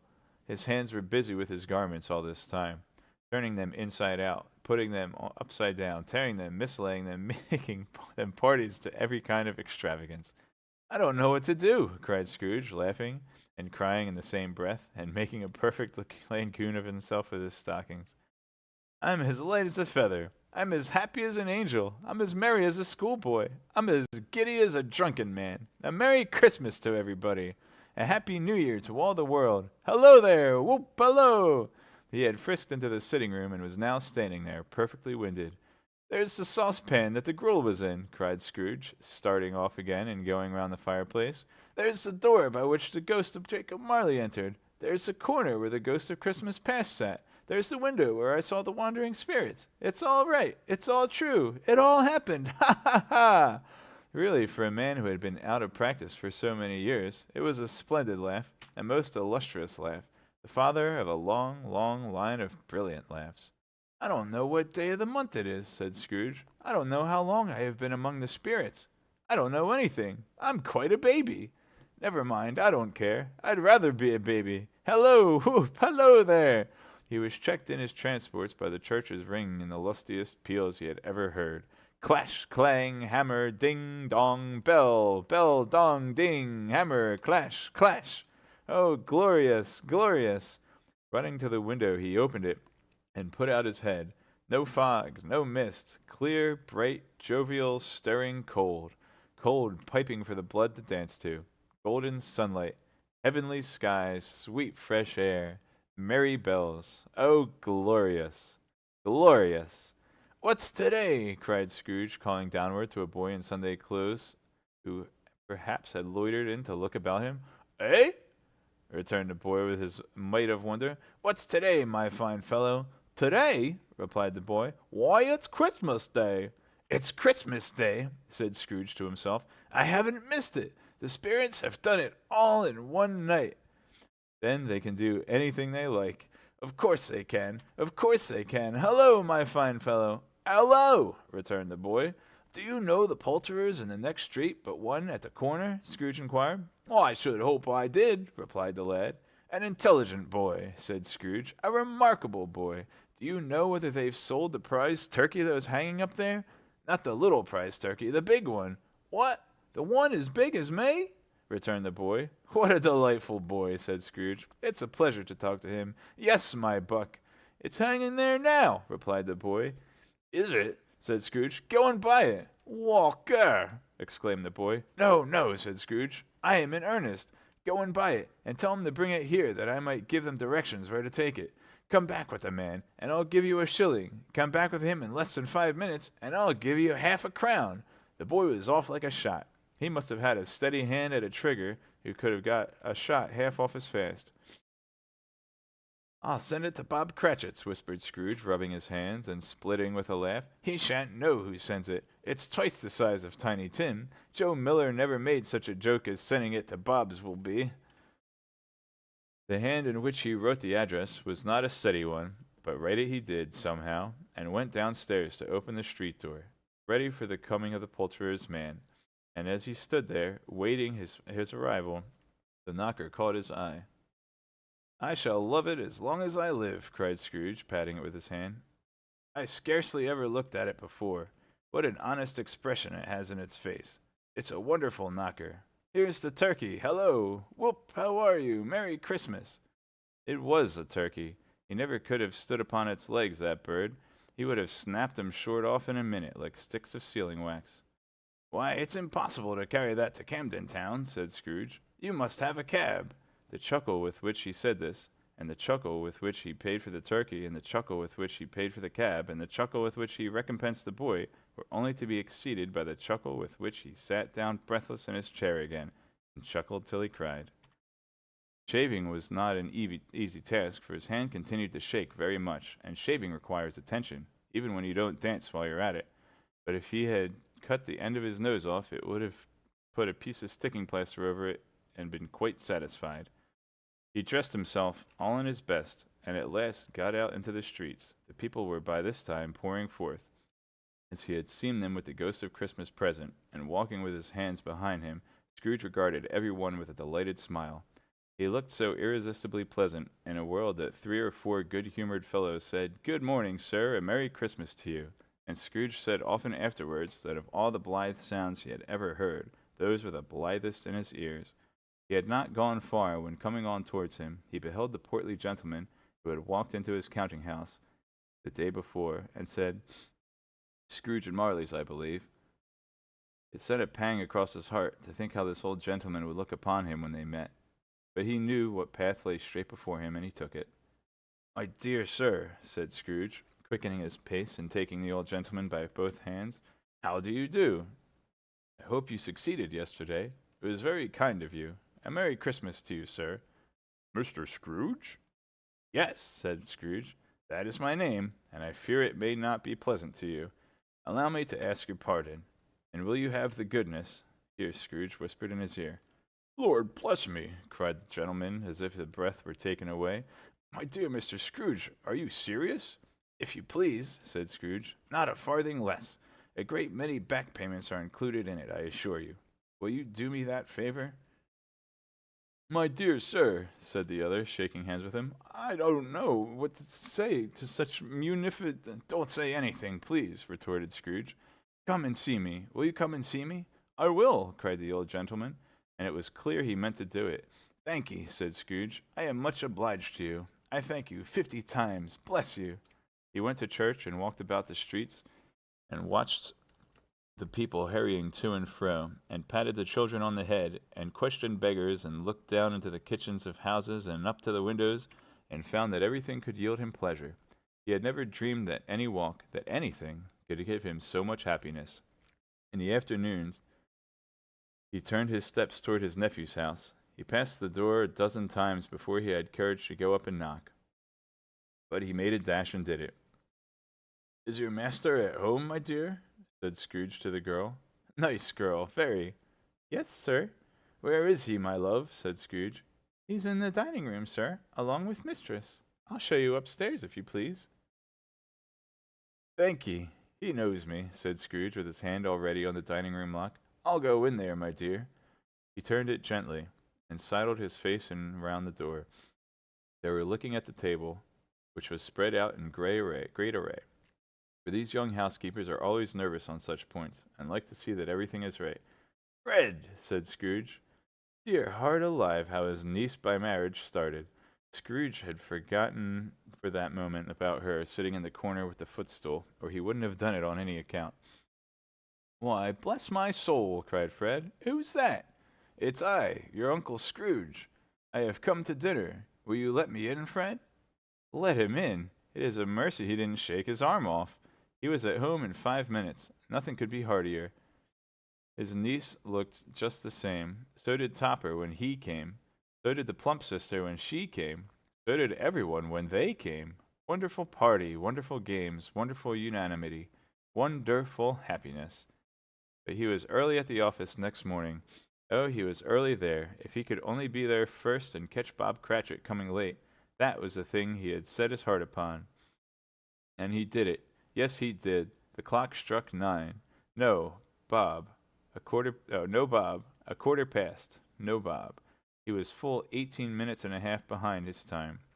Scrooge sat with his door wide open, that he might see him come into the tank. His hat was off before he opened the door, his comforter, too. He was on his stool in a jiffy, driving away with his pen as if he were trying to overtake 9 o'clock. "Hello," growled Scrooge in his accustomed voice as near as he could feign it. "What do you mean by coming here at this time of day?" "Very sorry, sir," said Bob. "I am behind my time." "You are!" repeated Scrooge. "Yes, I think you are. Step this way, sir, if you please." "It's only once a year, sir," pleaded Bob, appearing from the tank. "It shall not be repeated. I was making rather merry yesterday, sir." "Now, I'll tell you what, my friend," said Scrooge. "I am not going to stand this sort of thing any longer. And therefore," he continued, leaping from his stool, and giving Bob such a dig in the waistcoat that he staggered back into the tank again, "and therefore I am about to raise your salary." Bob trembled and got a little nearer to the ruler. He had a momentary idea of knocking Scrooge down with it, holding him and calling to the people in the court for help in a strait waistcoat. "A Merry Christmas, Bob," said Scrooge with an earnestness that could not be mistaken, as he clapped him on the back. "A merrier Christmas, Bob, my good fellow, than I have given you for many a year. I'll raise your salary and endeavor to assist your struggling family, and we will discuss your affairs this very afternoon over a Christmas bowl of smoking bishop, Bob. Make up the fires and buy another coal scuttle before you dot another I, Cratchit." Scrooge was better than his word. He did it all and infinitely more, and to Tiny Tim, who did not die, he was a second father. He became as good a friend, as good a master, and as good a man as the good old city knew, or any other good old city, town, or barrow in the good old world. Some people laughed to see the alteration of him, but he let them laugh, and little heeded them, for he was wise enough to know that nothing ever happened on this globe for good at which some people did not have their fill of laughter in the outset, and knowing that such as these would be blind anyway, he thought it quite as well that they should wrinkle up their eyes and grins and have the malady in less attractive forms. His own heart laughed, and that was quite enough for him. He had no further intercourse with spirits, but lived upon the total abstinence principle ever afterwards, and it was always said of him that he knew how to keep Christmas well, if any man alive possessed the knowledge. May that be truly said of us and all of us. And so, as Tiny Tim observed, God bless us, every one. Hey, PB. Why time saves are red?